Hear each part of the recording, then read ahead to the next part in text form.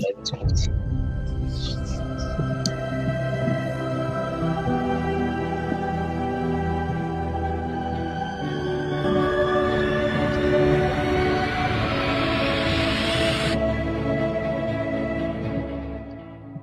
Ya, cuando lo puedo ya tuvo de luz.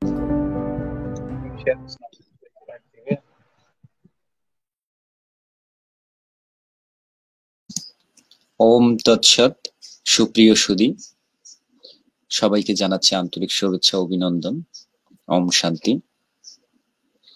আশা করি আপনারা সবাই ভালো আছেন এবং সুস্থ আছেন। সনাতনী সংঘের আয়োজনে 7 দিন ব্যাপী অনলাইনে ভাগবত পাঠ ও সনাতন ধর্ম আলোচনা আজকে তৃতীয় দিন।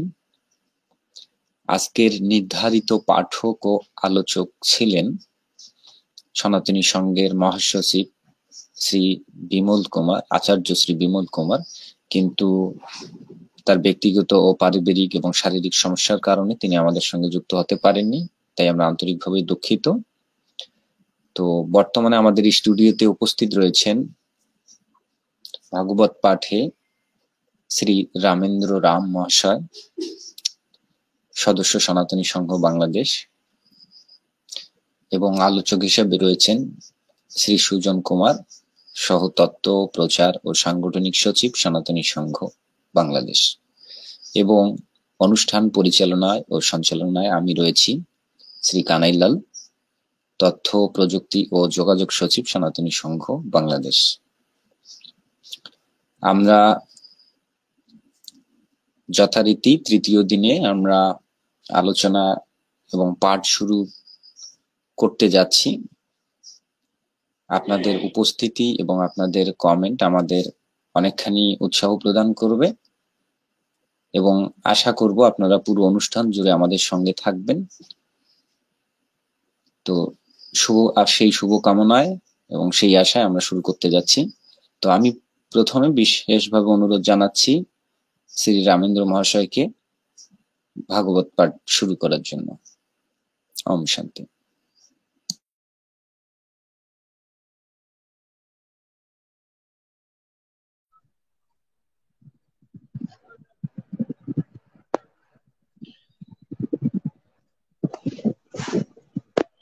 ওম তৎসৎ। সুধী ভক্ত মন্ডলী সকলকে জানাচ্ছি সনাতনী সংঘ বাংলাদেশের আজকের এই নিয়মিত সপ্তাহব্যাপী ভাগবত পাঠে উপস্থিত সকলকে জানাচ্ছি শ্রদ্ধা এবং অভিনন্দন। ওম শান্তি। আপনারা শুরুতেই শুনলেন উপস্থাপকের কাছ থেকে যে আজকে ভাগবত পাঠের যিনি নিযুক্ত থাকার কথা ছিলেন তিনি পারিবারিক এবং শারীরিক সমস্যার কারণে আমাদের সঙ্গে যুক্ত হতে পারেননি। সেই ক্ষেত্রে আজকের এই অনুষ্ঠানে আমি আপনাদেরকে ভাগবত পাঠ শ্রবণ করার প্রয়াসে আপনাদের মাঝে উপস্থিত হয়েছি। আপনাদের সকলের কাছে আশীর্বাদ প্রার্থনা করছি। খুব সংক্ষিপ্ত ভাবে হলেও আজকে আপনাদের মাঝে যেন ভাগবত পাঠ অর্থাৎ ভগবানের কথা আপনাদেরকে শ্রবণ করাতে সক্ষম হতে পারি। সেই সাথে ভগবানের কাছেও প্রার্থনা করছি যেন সুন্দরভাবে আজকের পাঠটি সম্পূর্ণ করতে পারি। ওম তৎসৎ। ওম তৎসৎ। ওম তৎসৎ। ওম তৎসৎ। নারায়ণ নমস্কৃত্য নরং চৈব নরোত্তমং দেবীং সরস্বতীং চৈব ততো জয়মুদয়ে। ওম নমঃ ভগবতে বাসুদেবায়। ওম নমঃ ভগবতে বাসুদেবায়। ওম নমঃ ভগবতে বাসুদেবায়। শুধু ভক্ত মন্ডলী, আপনারা সকলেই জানেন ভাগবতের কথাগুলো।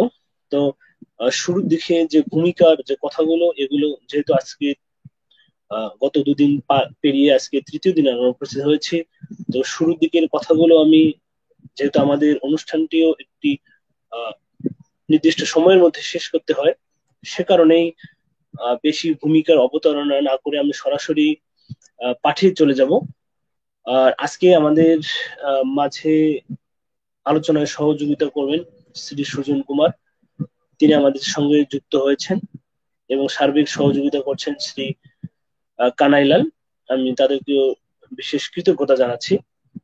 তো আমি শুরুতেই বেশি ভূমিকা না রেখে সরাসরি পাঠে চলে যাচ্ছি এবং পাঠ করছি আজকে এই 7 দিন ধরে ভাগবত পাঠের আজকে তৃতীয় দিনে। এখানে আমি পাঠ করতে যাচ্ছি প্রথম স্কন্ধ থেকে দ্বিতীয় অধ্যায় থেকে।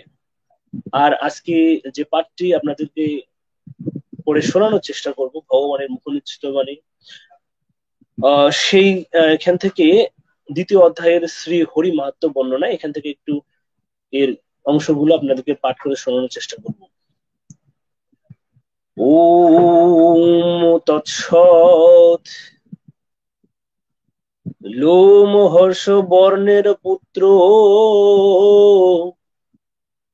উগ্রশ্রেবা মুনি ঋষিদের মুখে অভিলাষ শুনি, প্রীতি ভরে তাহাদের করিয়া বন্দন, ধীরে ধীরে আরম্ভিলা অন্য বিবরণ। হরি কথা যেই শুনে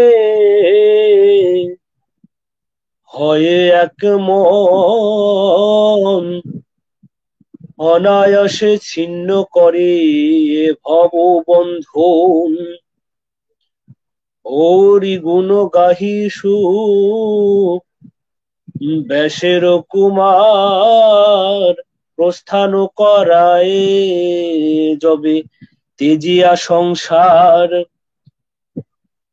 পাছে পাছে ব্যাসদেব পুত্র পুত্র বলি, উচ্চ স্বরে ডাকি কহে কোথা যাও চলি।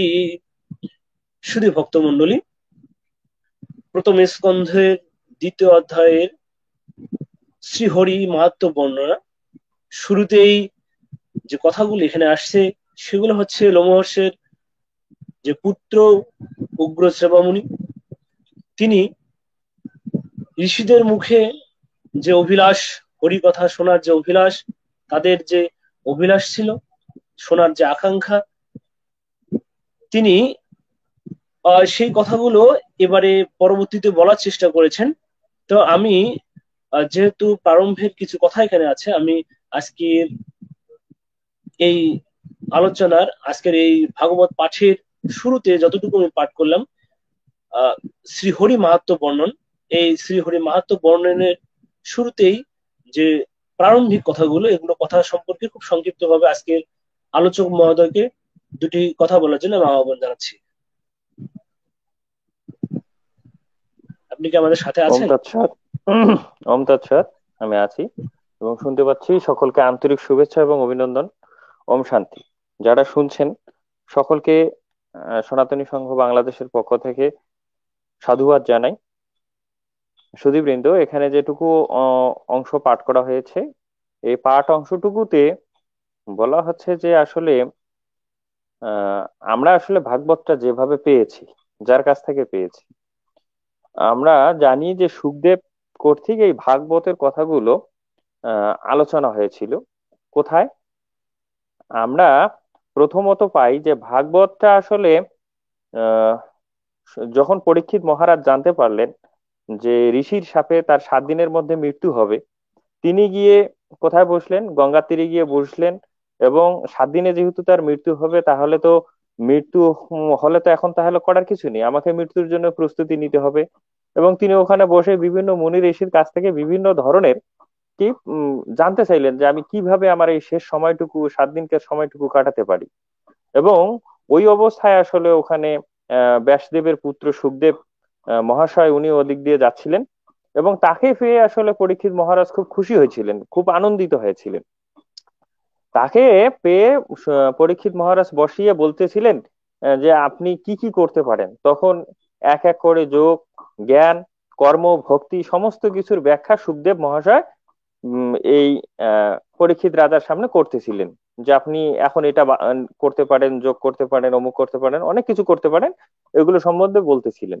তো এই যে ঘটনাটা সুখদেব যে পরীক্ষিত মহারাজকে বলতেছিলেন, এই ঘটনাগুলো আসলে কিন্তু যেভাবে আমাদের কাছ থেকে এসেছে, মূলত এই ঘটনাগুলো যার কাছ থেকে আমরা পাই, নৈমিষ্য অরণ্যে, যেখানে আসলে আমাদের মুনিগণ বসেছিল, যেখানে মুনিদের সামনে আসলে এই ঘটনাগুলো বিস্তার ভাবে ব্যাখ্যা করতেছিলেন ব্যাসদেবের একজন শিষ্য, তার নাম হলো সুত মুনি, এবং আরো কিছু কিছু শিষ্য ছিল, উগ্রশ্রবা, আরো অনেকেই।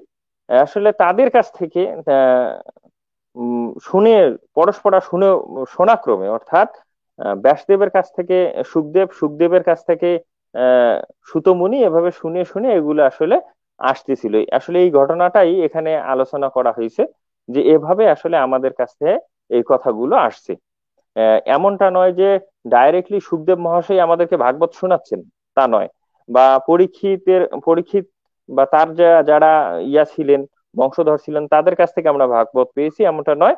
আমরা পেয়েছি আহ বি- শুনে শুনে মনে রাখা ঋষিদের কাছ থেকে, তাদের মধ্যে এই নামগুলো আছে, যেমনটি আপনি উচ্চারণ করলেন। তা আপনি পাঠে চলে যান। ওম শান্তি আপনাকে। আহ, কৃতজ্ঞতা জানাচ্ছি সুজন কুমার মহাশয়কে। তিনি প্রারম্ভিক কিছু কথা আমাদের মাঝে যতটুকু পাঠ হলো এতটুকু সম্পর্কে বলার জন্য। তো আমি বড় পাঠে চলে যাচ্ছি। তো আপনারা শুনছিলেন কিভাবে আমাদের মাঝে যে এই ভাগবতের কথাগুলো আমাদের মাঝে কিভাবে চলে এসেছে, সেই বিষয়ে খুব সংক্ষিপ্ত ভাবে আপনারা শুনলেন। তো আসলে এখানে যেহেতু দ্বিতীয় অধ্যায়ের শ্রীহরি মাহাত্ম্য বর্ণনা করা হচ্ছে, সে কথাগুলো আসলে কিভাবে মাহাত্ম্য বর্ণিত হচ্ছে শ্রীহরির, সেই কথাগুলো এবারে আমাদের মাঝে উপস্থাপিত হবে। তো আসলে এখানে পাঠের মধ্যে যতটুকু ছিল সেটি হলো, হরি হরি গুণ গাহি সুখ বেশের কুমার, প্রস্থান করে যবে তেজিয়া সংসার, পাছে পাছে ব্যাসদেব পুত্র পুত্র বলি, উচ্চ স্বরে ডাকি কহে কোথা যাও চলি। এরপরে তিনি যা বললেন, গুহ্য শেষ পুরানো কথা করুণা করিয়া, সংসারে মানবে যিনি দিলেন বলিয়া, মহাপুণ্যবান সেই ব্যাসের নন্দ, তাহার চরণে আমি লইলু শরণ, নরোত্তম হরিয়ার নর নারায়ণ, দেবী সরস্বতী তথা ব্যাস তপোধন। সুধীবৃন্দ, দেখুন এখানে তিনি বললেন যে গুহ্য সে পুরানো কথা করুণা করিয়া, সংসারী মানবে যিনি দিলেন বলিয়া। এই যে গুহ্যতম, এই কথাটি কি? এই কথাটি গুহ্যতম কথাগুলো হচ্ছে হরিবন্দন, ভগবানের কথা গুহ্যতম কথাগুলো হচ্ছে সেই পুরাতন কথা। আমরা শ্রীমদ্ ভগবদ গীতাতেও ভগবানের মুখ নিঃসৃত বাণী, সেখানেও দেখবেন যে এই হরি কথার যে মাহাত্ম্য, ভগবানের যে কথাগুলো, সেগুলো সম্পর্কে চতুর্থ অধ্যায়ে বলা আছে, যে সেখানেও বলা আছে ভগবানের যে বাণীগুলো, যে কথাগুলো, এগুলো একটা সময় লুপ্ত হয়ে গেছে কালক্রমে। আবার ভগবান শ্রীকৃষ্ণ কি করলেন, তার বন্ধু, তার সখা অর্জুনকে উপলক্ষ করে সমগ্র মানবের মাঝে সেই পুরাতন কথা, যে গুহ্য কথাগুলো তিনি আবারও সবার মাঝে ব্যক্ত করলেন।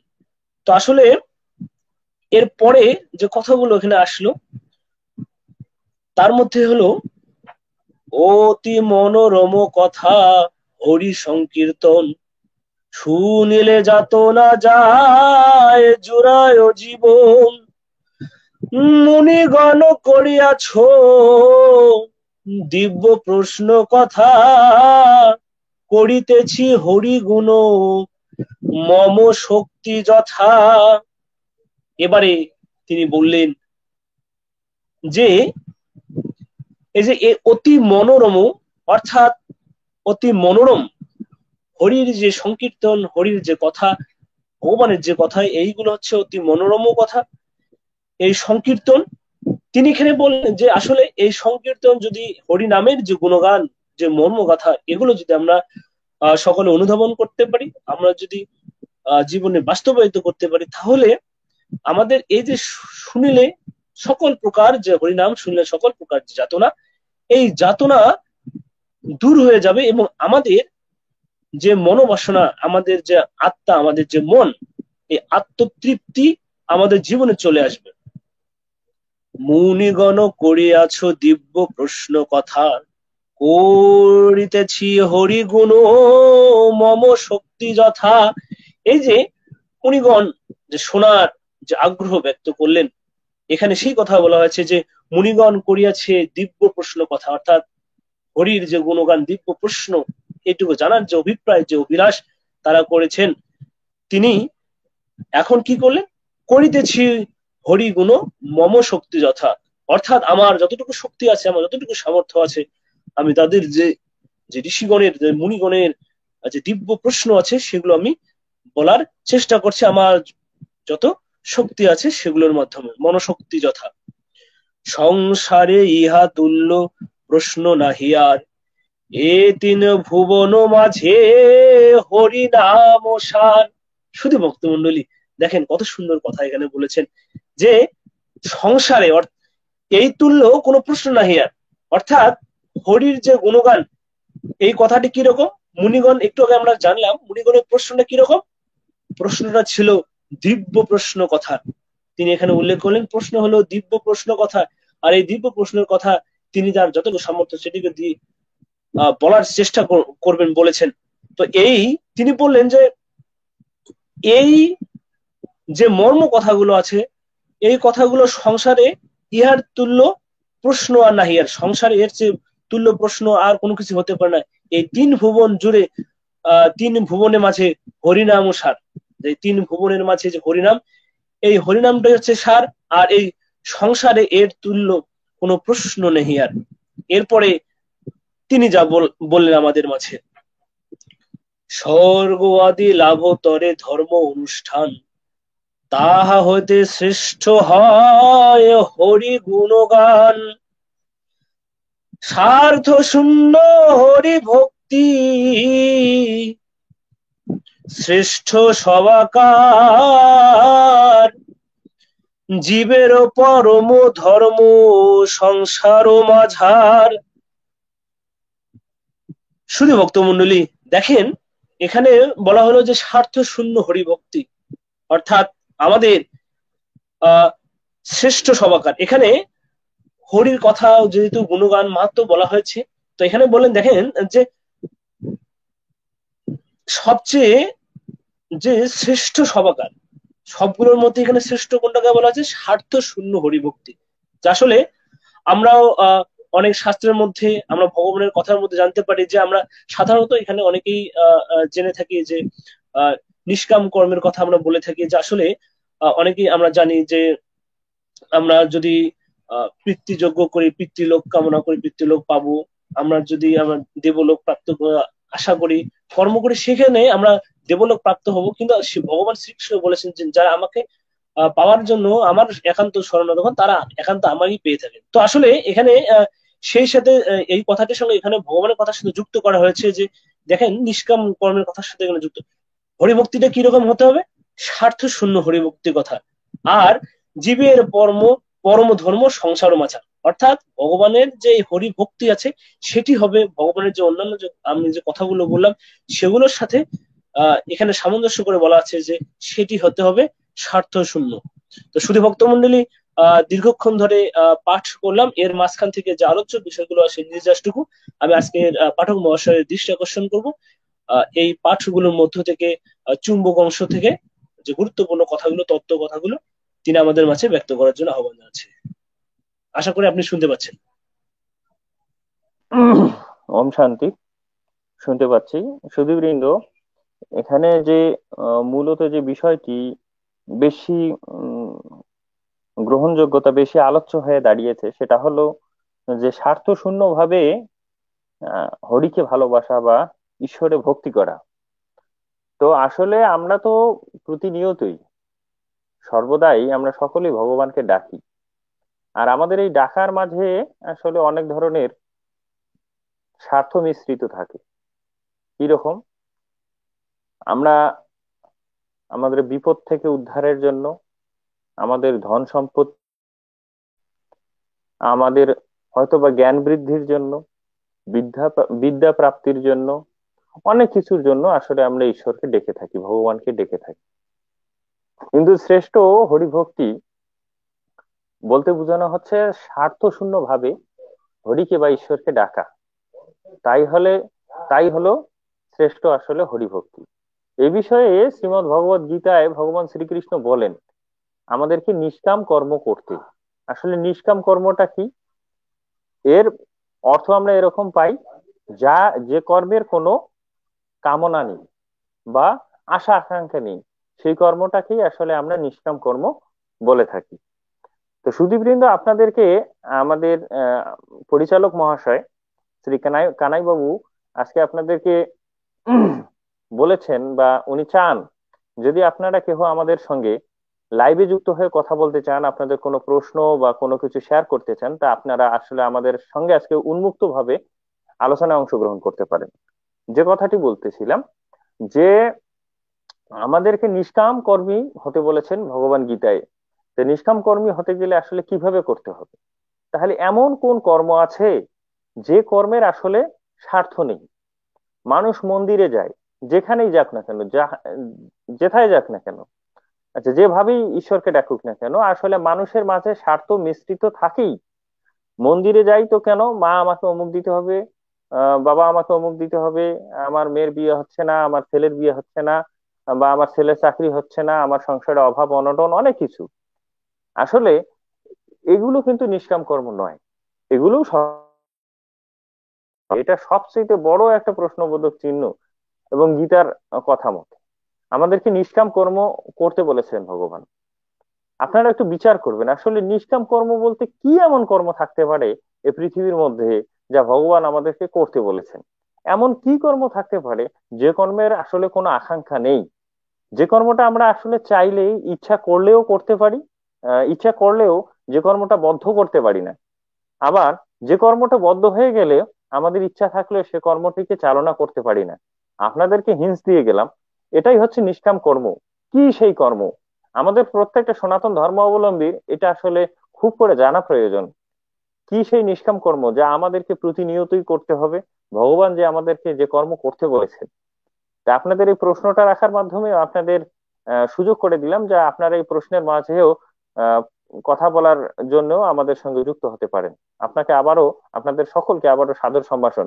আপনারা ভালো থাকবেন, ওম শান্তি, এবং আলোচনা শুনবেন।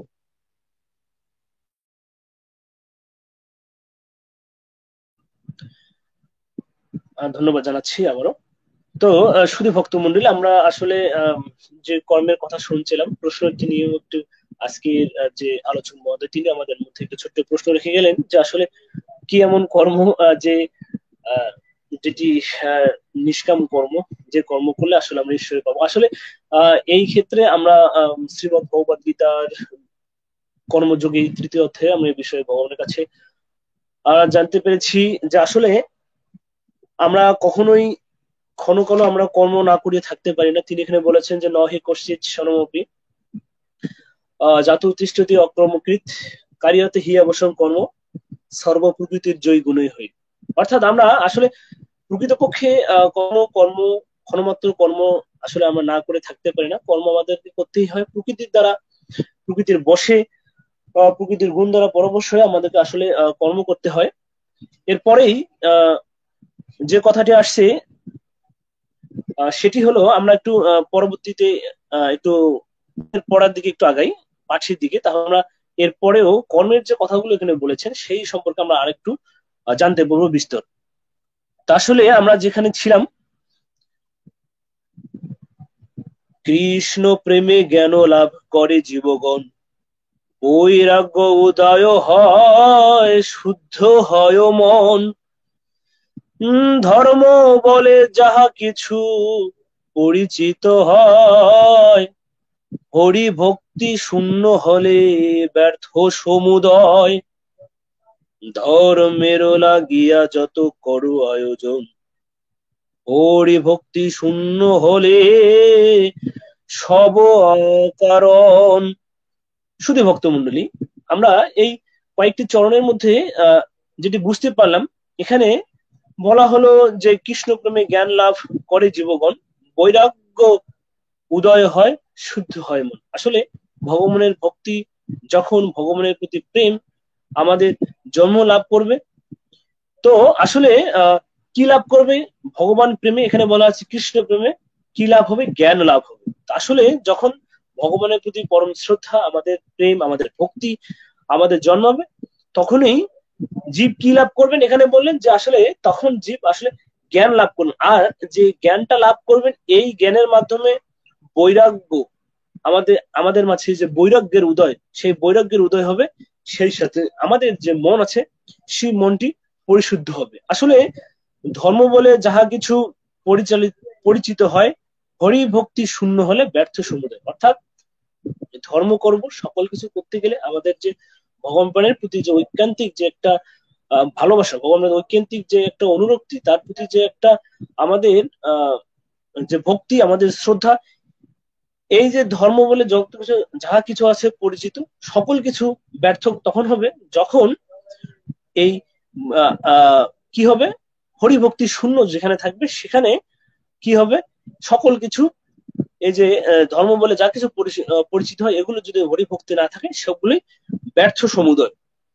আর বলা আছে যে ধর্মের লাগে যত আয়োজন, অর্থাৎ আমাদের ধর্মকর্ম, অর্থাৎ এক প্রকারান্তে বলতে গেলে ভগবানের যে পূজা অর্চনা, এই যে আমাদের যে মাঙ্গলিক যে কাজকর্মগুলো আছে, আমরা ভগবানের পূজা অর্চনা যে কাজগুলো করি, এগুলো যত আয়োজন আছে, যদি হরির ভক্তি না থাকে, হরির প্রতি হচ্ছে ভগবানের প্রতি যদি ভক্তির শ্রদ্ধা না থাকে, তাহলে তিনি এখানে বলেন যে হরিভক্তি শূন্য হলে ব্যর্থ সমুদয়। আর তাই আপনাদের যখন আমরা সকল কাজ করব, সেই কাজগুলো শুধু কাজ নয়, এখানে বলা আছে যে ধর্মীয় যে আচার অনুষ্ঠানগুলো রয়েছে, ধর্ম বলে যাহা কিছু হয় পরিচিত, সব ক্ষেত্রেই আসলে ভগবানের প্রতি যে প্রেম, ভগবানের প্রতি যে ভালোবাসা, ভক্তি, শ্রদ্ধা, সেটি থাকতে হবে।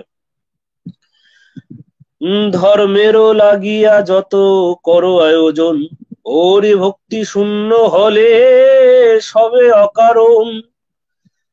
ফলেরও আশায় যদি কোন কর্ম হয়, উদ্দেশ্য না সিদ্ধ হবে জানিও নিশ্চয়। শুধু ভক্তমণ্ডলী, দেখেন এখানে চলে আসলো, আমরা একটু আগে আলোচনা দেখেছিলাম, আমাদের আলোচক মহোদয় পাঠ করছিলেন, আমাদেরকে বোঝাচ্ছিলেন যে আসলে দেখেন যে নিষ্কাম কর্মের যে কথাটি বলা হলো, তার আমি একটু আগে বললাম যে বিস্তারিত যে কথাগুলো পরে চলে আসছে, সেরূপ এখানে কথা বলা হলো। দেখেন যে ফলেরও আশায় যদি কোনো কর্ম হয়, উদ্দেশ্য না সিদ্ধ হয় জানিও নিশ্চয়।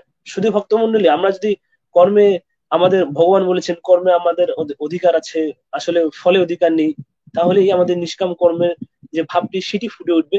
তো সেখানে দেখেন এই কথাটিও সেই সাথে বলা আছে যে যদি ফলের আশা করে যদি কোনো কাজ হয়, তাহলে এখানে বলা আছে উদ্দেশ্য সিদ্ধ না হবে জানিও নিশ্চয়। অর্থ আরো কামে মুক্তি কেহ নাহি পায়, পুণ্য নাহি হয় শুনো মুনি সম্প্রদায়। এই যে ইন্দ্রিয় সুখ বিষয়েরও ফল, যতদিন রয়ে জীব পায় সে সকল। ভোগ বাসনার তরে ধর্মের সাধন, জীবনের উদ্দেশ্য নহে কদাচন। যতদিন এ সংসারে বাঁচিবে মানব, ততদিন বিষয়ের ভোগ করে সব। শুধু ভক্তমণ্ডলী, খুবই গুরুত্বপূর্ণ কথা কিছু বলা আছে এখানে, যে অর্থ আর কামে কেহ মুক্তি কখনো পায় না, হ্যাঁ, এবং সেই সাথে বলা আছে যে পুণ্য নাহি হয় শুনো মুনি সম্প্রদায়, অর্থাৎ আমাদের অর্থ এবং কামনা বাসনা যে লোভগুলো হয়, এগুলো থাকলে আমাদের কখনো উদ্দেশ্য সিদ্ধ যেমন সাধন হবে না, তেমনি পূর্ণ যে হবে না সে কথাটি এখানে স্পষ্ট আকারে বলা আছে। আর এখানে বলা আছে দেখেন যে এই যে ইন্দ্রিয় সুখ বিষয়ের ফল যতদিন রয় জীব পায় সে সকল। শুধু ভক্তমন্ডলী, খুবই সহজ কথা, আমরা সকলেই জানি। আমাদের সনাতন ধর্ম অবলম্বী যারা আমরা আছি প্রত্যেকেই বিশ্বাস করি আমাদের জন্মান্তর বাদে আমরা আমাদের জন্মিলেই যে মৃত্যু হবে, এবং মৃত্যু হলেই আবারও আমরা যদি আমাদের কৃতকর্মের ফল আমাদের ভোগ করতে হয়, আমাদের যদি কৃতকর্মের কোনো ফল আমাদের থাকে কর্মসংস্কার ভোগে, তাহলে আমাদেরকে সেই ফল ভোগ করার জন্য বলেন কিংবা ক্ষয় করার জন্য বলেন আমাদেরকে পৃথিবীতে আবারও আসতে হয়। সেই কথাটি এখানে বলা আছে যে এই যে ইন্দ্রিয় সুখ বিষয়ের ফল যতদিন রয় জীব যতদিন রয় জীব পায় সে সকল। ভোগ বাসনার তরে ধর্মের সাধন জীবের উদ্দেশ্য নয় কদাচন। শুধু ভক্তমন্ডলী, এই যে ভোগ বাসনা, যে ভোগ বিলাসায় আমরা যে জীবন আমাদের কাটিয়ে দিচ্ছি, আসলে এই ভোগ বাসনার তরে এখানে বলা আছে, ভোগ বাসনার সাথে কথাটি বলা আছে ভোগ বাসনার তরে ধর্মের সাধন। আমাদের উদ্দেশ্য যদি আমাদের ধন লাভ হয়, উদ্দেশ্য যদি আমাদের বিভিন্ন কামনামূলক হয়, তাহলে এখানে দেখেন বলেছেন যে যদি ভোগ বাসনার লক্ষ্যে আমাদের যদি ধর্মের সাধনটা হয়, এটি জীবনের এই উদ্দেশ্য নয় কদাচন। অর্থাৎ এই যে আমাদের কোনো কিছু পাওয়ার, কোনো কিছু লাভের, কোনো কিছু লোভের যে যে মোহটা আছে, এই ভোগ বাসনা বিভিন্ন ধরনের কামনামূলক যে অনুষ্ঠানগুলো আছে, বিভিন্ন পাওয়ার যে জিনিসগুলো আছে, এগুলো কখনোই আমাদের জীবনের উদ্দেশ্য নয়। কারণ হলো আমরা যদি সেই নিষ্কাম কর্ম যদি আমরা সঠিকভাবে পালন করতে না পারি, আমাদের যে কর্মের যে ফলগুলো এগুলো তৈরি হবে, এগুলো আবার জন্য ভোগ করার জন্য আমাদের ভোগায়তন তৈরি হয়ে আমাদেরকে আবারও জন্মগ্রহণ করতে হবে। আর বলা আছে যে যতদিন এ সংসারে বাঁচিবে মানব ততদিন বিষয়ের ভোগ করে সব। এই সংসারে যতদিন থাকবে ততদিন পর্যন্ত মানব বাঁচে, ততদিন বিষয়ের ভোগগুলো তারা করে যাবেন। তো শুধু ভক্তমন্ডলী, তো আমরা এজন্যই যখন কর্ম করার চেষ্টা করব, অবশ্যই ভগবানের জন্য, ভগবানের প্রীতির উদ্দেশ্যেই কর্ম করব। এ সম্পর্কে ভগবান আমাদের শ্রীমদ ভগবত গীতার 3য় অধ্যায়ে দেখেন এরপরে বলেছেন কর্মযোগে যে যজনার্থাৎ কর্ম অন্যত্র লোকয়ং কর্ম বন্ধন হও তদর্থং কর্ম কৌন্তেয় মুক্ত সঙ্গ সমাচার। অর্থাৎ যজ্ঞের নিমিত্তে যে কর্মগুলো, তদ ভিন্ন যে কর্মগুলো আছে, এগুলো হচ্ছে বন্ধনের কারণ।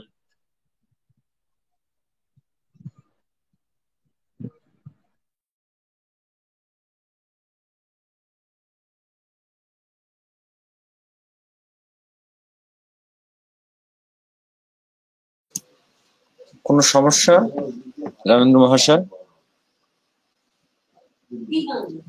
আপনি আনমিউট করেন। আচ্ছা, আমি আনমিউট করে দিচ্ছি। ও, আপনার মাইক্রোফোন মিউট হয়ে গেছে, আপনি আনমিউট করেন।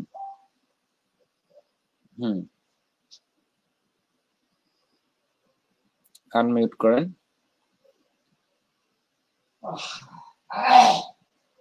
আচ্ছা, ততক্ষণে রামেন্দ্র মহাশয় তার টেকনিক্যাল প্রবলেমটি সমাধান করুক। এই মুহূর্তে আপনাদেরকে আমি জানিয়ে রাখছি যে আমাদের সঙ্গে যুক্ত রয়েছেন, অনলাইনে দেখছেন আমাদেরকে 43 জনেরও বেশি মানুষ এবং শ্রোতা। তো সুধীবৃন্দ, আপনাদের এই উপস্থিতি আমাদেরকে সত্যি অনুপ্রাণিত করছে, উৎসাহিত করছে। আমরা সত্যি আনন্দিত যে আপনারা এত রাত্রেও ধর্মকথা, ধর্ম আলোচনা শোনার জন্য আমাদের সঙ্গে যুক্ত রয়েছেন। তো আমরা আশা করছি রামেন্দ্র মহাশয় খুব শীঘ্রই সমস্যাটি সমাধান করে আমাদের সঙ্গে পুনরায় যুক্ত হবেন। তো আমি এই মুহূর্তে শ্রী সুজন কুমার মহাশয়কে কিছু আলোচনা করার জন্য আমি অনুরোধ জানাচ্ছি। সুজন কুমার মহাশয়।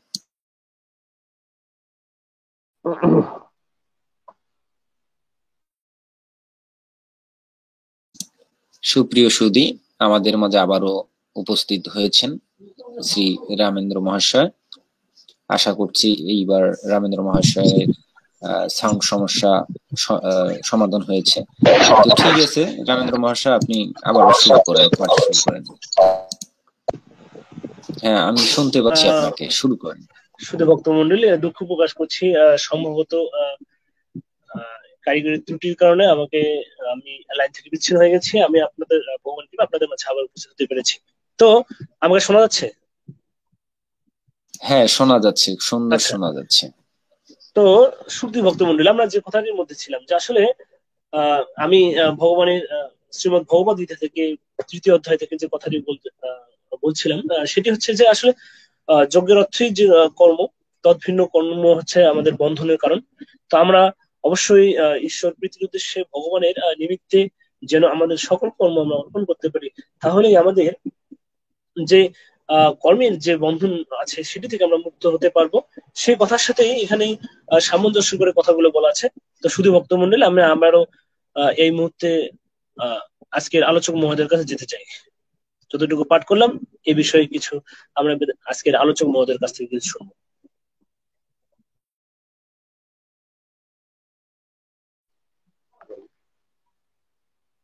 অসংখ্য ধন্যবাদ রামেন্দ্র মহাশয়কে। সুধীবৃন্দ, রামেন্দ্র মহাশয় যতটুকু অংশ পাঠ করেছেন তার অনেকটা যথোপযুক্ত ব্যাখ্যা তিনি করেছেন। আমার মনে হয় যে যথেষ্ট এ বিষয়ে কথা হয়েছে। আসলে আমাদেরকে যে বিষয়টা এখান থেকে বলা অত্যন্ত জরুরি বলে মনে করি, সেটা হইলো যে আমরা যে কি বলবো, এখনকার ভাষায় উম, যেমনটা বলতে হয় যে বিজনেস করা, ব্যবসা। আসলে ধর্মটা আসলে তো ব্যবসা হয়ে গেছে। আসলে এই ব্যবসাটা থেকে যাতে ধর্মটা ব্যবসায় পরিণত না হয়। কিরকম? যে আসলে ভগবানের কাছে আমরা অনেক কিছু চেয়ে নিঃস্বার্থ ভাবে কখনোই ভগবানকে ডাকি না। যে কয়জনও ডাকি, তারপরেও সেখানে স্বার্থ মিশ্রিত থাকে। তো এই যে স্বার্থটাকে, যে কথাটা এখানে বলা হয়েছে, যে স্বার্থ ছাড়াই ভগবানকে ডাকার অভ্যাস করতে হবে। এবং এই যে যেটা বলতেছিলাম যে বিজনেস, যে মা আমি তোমাকে পূজা দিলাম, তুমি আমাকে অমুক দিও, বা এটা আসতেছে দুর্গাপূজা, অনেক কিছু যে আসলে বিজনেসের যে মানসিকতাটা, এটাকে আমাদের ভেতর থেকে সরাতে হবে। যদি না সরে বিজনেসের এই মানসিকতা, তো আমরা আসলে হয়তো বা ভগবানের যে মোক্ষ বা মুক্তির কথা এখানে বলা হয়েছে, যতক্ষণ না মানুষ নিষ্কাম কর্ম করবেন, ততক্ষণ না পর্যন্ত আসলে আমাদের মুক্তি সম্ভব নয়। শুধুবৃন্দ, আপনাদের কাছে প্রশ্ন রেখেছিলাম আমি যে আসলে নিষ্কাম কর্মটা কি? পৃথিবীতে প্রত্যেকটা কর্মই তো আমরা চলা ফেরা খাওয়া দাওয়া সমস্ত কিছুর মাঝেই আমাদের চাহিদা আছে, চাওয়া পাওয়া আছে। কিন্তু আসলে নিষ্কাম কর্ম বলতে তাহলে কোনো কিছু কি আছে? বলেছিলাম, উদাহরণ দিয়ে বলেছিলাম, এমন কোন কর্ম আছে যে কর্ম আমাদের ইচ্ছা থাকলেও আমরা করি, আবার যে কর্মটি আমাদের ইচ্ছা না থাকলেও আমাদেরকে করতে হয়। সেটা কি কর্ম? আপনাদের সামনে এখানে খোলাসা ভাবেই বলে দিই, সে কর্মটা হচ্ছে প্রত্যেকটা মানুষের মধ্যে অবস্থিত, এবং এই কর্মটাই আমাদের গোটা বিশ্বটাকে ধরে আছে, গোটা বিশ্বটাকে চালাচ্ছে। প্রত্যেকটা প্রাণী, উদ্ভিদ, কীটপতঙ্গ, গাছপালা, সমস্ত কিছুকেই এই কর্মটি আসলে পরিচালনা করে। সেই কর্মটি হচ্ছে নিষ্কাম কর্ম। আর সেই কর্মটি হচ্ছে প্রত্যেকটা জীবের মধ্যে অবস্থিত অবস্থিত শ্বাস প্রশ্বাস বা প্রাণবায়ু। এই যে প্রাণবায়ু প্রত্যেকটা জীবের মাঝে যে যাতায়াত করতেছে, চলাফেরা করতেছে, এটা আসলে দেখেন, চিন্তা করে দেখেন, নিষ্কাম কর্ম, নিষ্কাম কর্ম তো অনেক ভাবেই আসলে আমরা বলে থাকি সনাতন ধর্ম অবলম্বীগণ। আরো একটি উল্লেখযোগ্য কথা, আজকে গ্রাম অঞ্চলে বা যেখানেই অসংখ্য জায়গায় গীতা পাঠ করা হয়, অনেকেই আসলে সেরকম বেশভূষা নিয়ে অনেক বড় আসলে ইয়া নিয়ে, ভাব নিয়ে বলে থাকেন নিষ্কাম কর্ম করতে হবে। কিন্তু তাদেরকে যদি বলেন আসলে নিষ্কাম কর্মটা কি, তাদের আসলে নিজেদেরও কি যে বোধোদয় হয় না আসলে নিষ্কাম কর্মটা কি। আসলে দেখেন, আপনার ইচ্ছা যদি থাকে, আপনি যদি ইচ্ছা করেন যে আপনি শ্বাস প্রশ্বাস নিবেন, তাতেও শ্বাস প্রশ্বাসের কিছু যায় আসে না। আবার আপনি যদি ইচ্ছা করেন যে আমি শ্বাস প্রশ্বাস নেব না, তাতেও শ্বাস প্রশ্বাসের যায় আসে না কিছু। এই যে প্রাণের গতি যদি কারো মধ্যে বদ্ধ হয়ে যায়, তো আপনি যদি ইচ্ছা করেন যে তার ভিতরে আমি এই যে প্রাণের গতি, এই যে শ্বাস প্রশ্বাসের গতি আবার পুনরায় কি করব, প্রবাহমান করব, তাহলে এটা আপনার ক্ষমতা নেই যে আপনি এই শ্বাস প্রশ্বাসের গতি কারোর মধ্যে প্রবাহিত করতে পারেন। অর্থাৎ কারো মধ্যে বদ্ধ হয়ে গেলে প্রবাহিত করার ক্ষমতা যেমন আপনার নেই, এবং কারো মধ্যে যেটা চলতেছে, যে আপনার ইচ্ছা হয়ে গেলেও আসলে সেটাকে বদ্ধ করে রাখতে পারেন না, এবং আপনার ভিতরে যে শ্বাস প্রশ্বাস আছে সেটাকেও আপনি এভাবে কন্ট্রোল করতে পারেন না। এই যে শ্বাস প্রশ্বাসের গতি, এই শ্বাস প্রশ্বাসের গতির মাধ্যমে ঈশ্বরকে স্মরণ করাই হচ্ছে নিষ্কাম কর্ম করা। যদি এভাবে কর্ম করা হয় তাহলে মানুষ মোক্ষ বা মুক্তিপ্রাপ্ত হয়। সুধীবৃন্দ, যে আসলেই প্রকৃতপক্ষে জিনিসটাকে নিষ্কাম কর্ম, নিষ্কাম কর্ম, নৈষ্কর্ম, এই যে এরকম ভাবে অনেক কথা বলে আমাদের এই যে সনাতন ধর্মীয় এই বিষয়টাকে আসলে অনেকটা ঘোলাটা করা হয়। শেষে গিয়া কি হয়, সুকুমার রায়ের কবিতার মতো, যেটা খ্যাপার গানে নাইকো সুর নাইকো তাল, আসলে মূল তত্ত্ব বা সুর তত্ত্ব কোনো কিছুই থাকে না। তা আমি আহ, আহ্বান জানাবো, আসলে আমাদের প্রত্যেক সনাতন ধর্ম অবলম্বীরই এই নিষ্কাম কর্মের সন্ধান করা উচিত।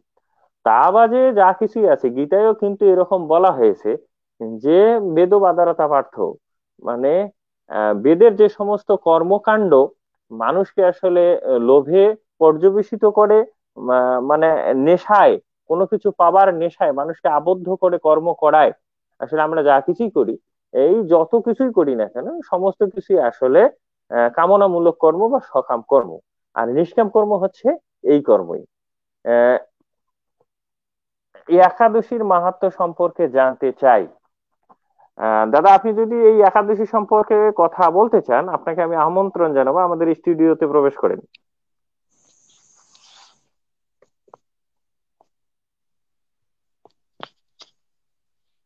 জি বলেন, একাদশীর মাহাত্ম্য। কে আছেন আমাদের সঙ্গে? এই মুহূর্তে আমাদের সঙ্গে যুক্ত হয়েছেন দীপক রায়, সনাতনী সংঘের একজন কর্মকর্তা, গাইবান্ধা অঞ্চল থেকে সম্ভবত। তো দাদা কিছু বলতে চান? দীপক রায় দাদা শুনতে পাচ্ছেন?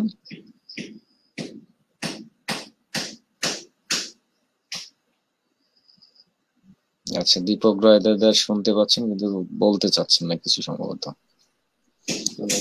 আচ্ছা, আমি ওনাকে রিমুভ করে দিচ্ছি। আচ্ছা, আমি পুনরায় আলোচনা চালিয়ে নেওয়ার জন্য অনুরোধ জানাচ্ছি সুজন কুমার মহাশয়কে। আর একজন শ্রোতা এবং দাদা অমল রায় দাদা জানতে চেয়েছেন একাদশীর মাহাত্ম্য সম্পর্কে। তো একাদশী কি, একাদশী ব্রত কিভাবে রাখা হয় এবং কেন রাখা হয়, কখন রাখা হয়, এর বিধি কি, এই সমস্ত বিষয়ে আসলে আমি শ্রী সুজন কুমার মহাশয়কে বিশদভাবে আলোচনা করার জন্য অনুরোধ জানাবো। তবে যে টপিকসে আলোচনা হচ্ছিল সেই টপিকসটি চালিয়ে যাওয়ার জন্য অনুরোধ রাখছি। এর মাঝখানে কোনো এক সময় আশা করি অমল রায় দাদার এই প্রশ্নের উপর কিছুটা আলোচনা করবেন। ধন্যবাদ। ওম শান্তি। আচ্ছা, আলোচ্য বিষয়ে যে আলোচনা করতেছিলাম সেটার একটা সামারাইজ বা কনক্লুশন আমি চলে গেছিলাম। আসলে আমাদেরকে নিষ্কাম কর্ম করতে হবে, প্রত্যেকটা হিন্দুকেই নিষ্কাম কর্ম করতে হবে। আসলে এখান থেকেও এই যে দাদা অমল দাদা যে প্রশ্নটি করেছেন একাদশীর মাহাত্ম্য সম্পর্কে জানতে চাই। আসলে দেখেন, আমরা কিরকম চিন্তা চেতনার মানুষ, যেখানে আমরা আপনাদেরকে অনুরোধ জানাচ্ছি যে নিষ্কাম কর্মী হতে, সেখানে আমাদের মাঝে থেকে প্রশ্ন আসতেছে আমাদের একাদশী মাহাত্ম্য সম্পর্কে জানা। আসলে দাদা, এই যে একাদশীর মাহাত্ম্যটা, আসলে এটাও নিষ্কাম কর্ম নয়, এটা হচ্ছে সকাম কর্মেরই একটি কি বলবো, অঙ্গ। আমি এটাকে অ্যাভয়েড করতেছি না, ছোট চোখে দেখতেছি না, এরকম কিছু বলতেছি না, কিন্তু দেখেন একাদশীটা কেন রাখতে হবে, একাদশী রাখলে কি কি হবে, আপনার কি উপকার হবে, আপনাকে যমদূতে ধরবে কিনা বিষ্ণুদূতে ধরবে, আপনাকে কি করতে হবে, এর সমস্ত অনেক কথা। আবার পদ্ম পুরাণে গিয়ে পড়লে যে একাদশীতে কি খাবেন কি খাবেন না, আরো অসংখ্য কথা। হ্যাঁ, একাদশী ব্রত নিয়ে তো দাদা অনেক ধরনের কথা আছে। এখানে যেমন অনেকে খুব আনন্দিত হয় আহ, বা এই যে এই বিষয়গুলো, আসলে এই বিষয়গুলোকেই ধর্ম মনে করেন।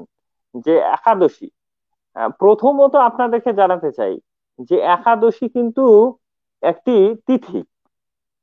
আমরা আমাদের আমাদের বইয়ে হয়তো পাই নাই, কিন্তু আমাদের যারা সিনিয়র ছিলেন, আমাদের বাবারা যখন স্কুলে পড়তেন, তারা এরকম পড়তেন নাকি শুনতাম যে 12 মাসে তিথি যত একে একে হয় গত। দাদা এরকম একাদশী তো 12 মাসে 12টা আসে। এবং এই একাদশীর মাহাত্ম্য সম্বন্ধে আমি বলবো যে আমাদের হিন্দুগণকে যদি রুখে নাকি ঘুরে দাঁড়াতে হয়, আজকে যে অবস্থাতে আমরা পৌঁছে গেছি। একাদশী সম্বন্ধে যেহেতু প্রশ্ন করেছেন, গত কয়েকদিন এপিসোডে আলোচনায়ও এই একাদশীর কথা আসতেছিল, বারবার করে একাদশীর কথা আসতেছিল, যে আমাদেরকে যদি মাথা যে উঁচু করে দাঁড়াতে হয় সনাতন ধর্ম অবলম্বীদেরকে, তাহলে আমাদেরকে মূল দলিল থেকে দলিলে যেতে হবে, আমাদেরকে বেদ, উপনিষদ এবং গীতায় যেতে হবে। আমরা যদি পুরাণ থেকে আরো উপপুরাণ, শাখা পুরাণ, আরো পাঁচালীতে চলে যাই, তাহলে মনে হয় না আমরা হিন্দুদের নিজেদেরকে উন্নত করতে পারবো, উন্নত বলে পরিচয় দিতে পারবো। আচ্ছা দাদা, আমি তো জানি আসলে একাদশী মাহাত্মে পঞ্চ রবি শস্য, পঞ্চ শস্য খাওয়া যাবে না, আরো কি কি একাদশী আসলে ওই শস্যগুলোতে বিরাজ করে, এরকম অনেক কথা বলতে গেলে তো একাদশী নিয়ে তো যে যেমন কথাগুলো আছে সেরকম কথাগুলো যদি বলতে যাই, আজকে যেমন কীর্তনীয়রা যে আসলে ঢোক ঢাল পিটিয়ে এই একাদশী মাহাত্ম্য কীর্তন করে, অনেক কথাই বলতে হয়। আমি আসলে আপনাদেরকে দৃষ্টি আকর্ষণ করতেছি দাদা, এই যে ঠুমকো ঠুমকো জিনিসটা, এগুলো যখন আমাদের পার্শ্ববর্তী ধর্মাবলম্বীগণ শুনে, আসলে দাদা তারা কিন্তু হাসে। দেখেন, আজকে যখন আপনি একাদশী আলোচনা করতেছেন, তখন আলোচনা করতেছেন যে একাদশীর দিনে কি খাবেন কি খাবেন না, কি করবেন কি করবেন না। হ্যাঁ, যে আসলে আজকের যুগে এই সময়টাই এসে আমি এখানে কিছু কথা উল্লেখ করতে চাই যে আসলে ওই দিকে আমরা আলোচনার মন না ঘুরে আমি সুজন বাবুর কাছে আসলে একাদশী রাখতে হবে আমি আমার ব্যক্তিগত অভিমত থেকে জানাই যে একাদশী, দ্বাদশী, ত্রয়োদশী এরকম কোনো আসলে সনাতন ধর্মের কোনো ব্রত নেই, ঠিক আছে। এটাকে বলা হয় উপবাস ব্রত। তো উপবাস ব্রত গুলো মূলত একাদশী তিথিতে, কেউ দ্বাদশ তিথিতে, বিভিন্ন তিথি উপলক্ষে করে, সেই অনুযায়ী কিন্তু এটার নাম প্রচলন হয়েছে একাদশী রাখা। তো একাদশী তো আসলে কোনো ব্রত নয়, একাদশী জাস্ট তিথি। তো মূলত উপবাসটা হচ্ছে ব্রত। তা আমি এই উপবাস সম্পর্কে আবিধানিক অর্থ বা সনাতন ধর্মের আলোচনা সেই আঙ্গিকে কিছু বলার জন্য বলবো। আর আমরা চাই যে আমাদের আসল টপিকসে, মূল টপিকসে আবারও ফিরে গিয়ে আলোচনা করতে। ধন্যবাদ সুজন বাবুকে। ওম শান্তি। বলেন। ধন্যবাদ আপনাকে। আসলে যে কথাটি, আসলে কিছু কিছু কথা যখন প্রশ্ন আসে, তখন কিছু কিছু কথা এরকম বলতে হয়। তারপরে আমি দুঃখিত যে হয়তোবা আমি টপিক ছেড়ে চলে যাচ্ছিলাম। তা আমাদেরকে এইটাকে অবশ্যই মাথায় রাখতে হবে, যে আসলে তিথি, আমাদের একাদশী একটা তিথি, এবং এই বিশেষ তিথিতে হিন্দুদের আসলে বিভিন্ন পূজাগুলো আসলে বিশেষ তিথিতে বিশেষভাবে করা হয়ে থাকে। আসলে এখানে তো কথা বললে শুধু বাড়েই, বিশেষ তিথিতে বিশেষ ভাবে পূজা করা হয়। কার পূজা করা হয়? কেউ বলবেন দুর্গা পূজা, কালী পূজা, এগুলো বিশেষ তিথিতে করা হয়। না, আসলে সনাতন ধর্মাবলম্বীরা বিশেষ তিথিতে বিশেষ ভাবে একই ভগবানের উপাসনা করে থাকেন, এই একটা কথা বললাম আর কি। আপনারা এটা মনে রাখতে পারলে ভালো, যে বিশেষ তিথিতে বিশেষ ভাবে। এখনো হলো কথা হলো, এই বিশেষ তিথিগুলোতে আসলে বিশেষ পূজার সময়, বিশেষভাবে ঈশ্বরের পূজার সময় বা ভগবানের পূজার সময় আমরা কি করে থাকি? উপবাস ব্রত পালন করে থাকি। আমি গত অনুষ্ঠানেও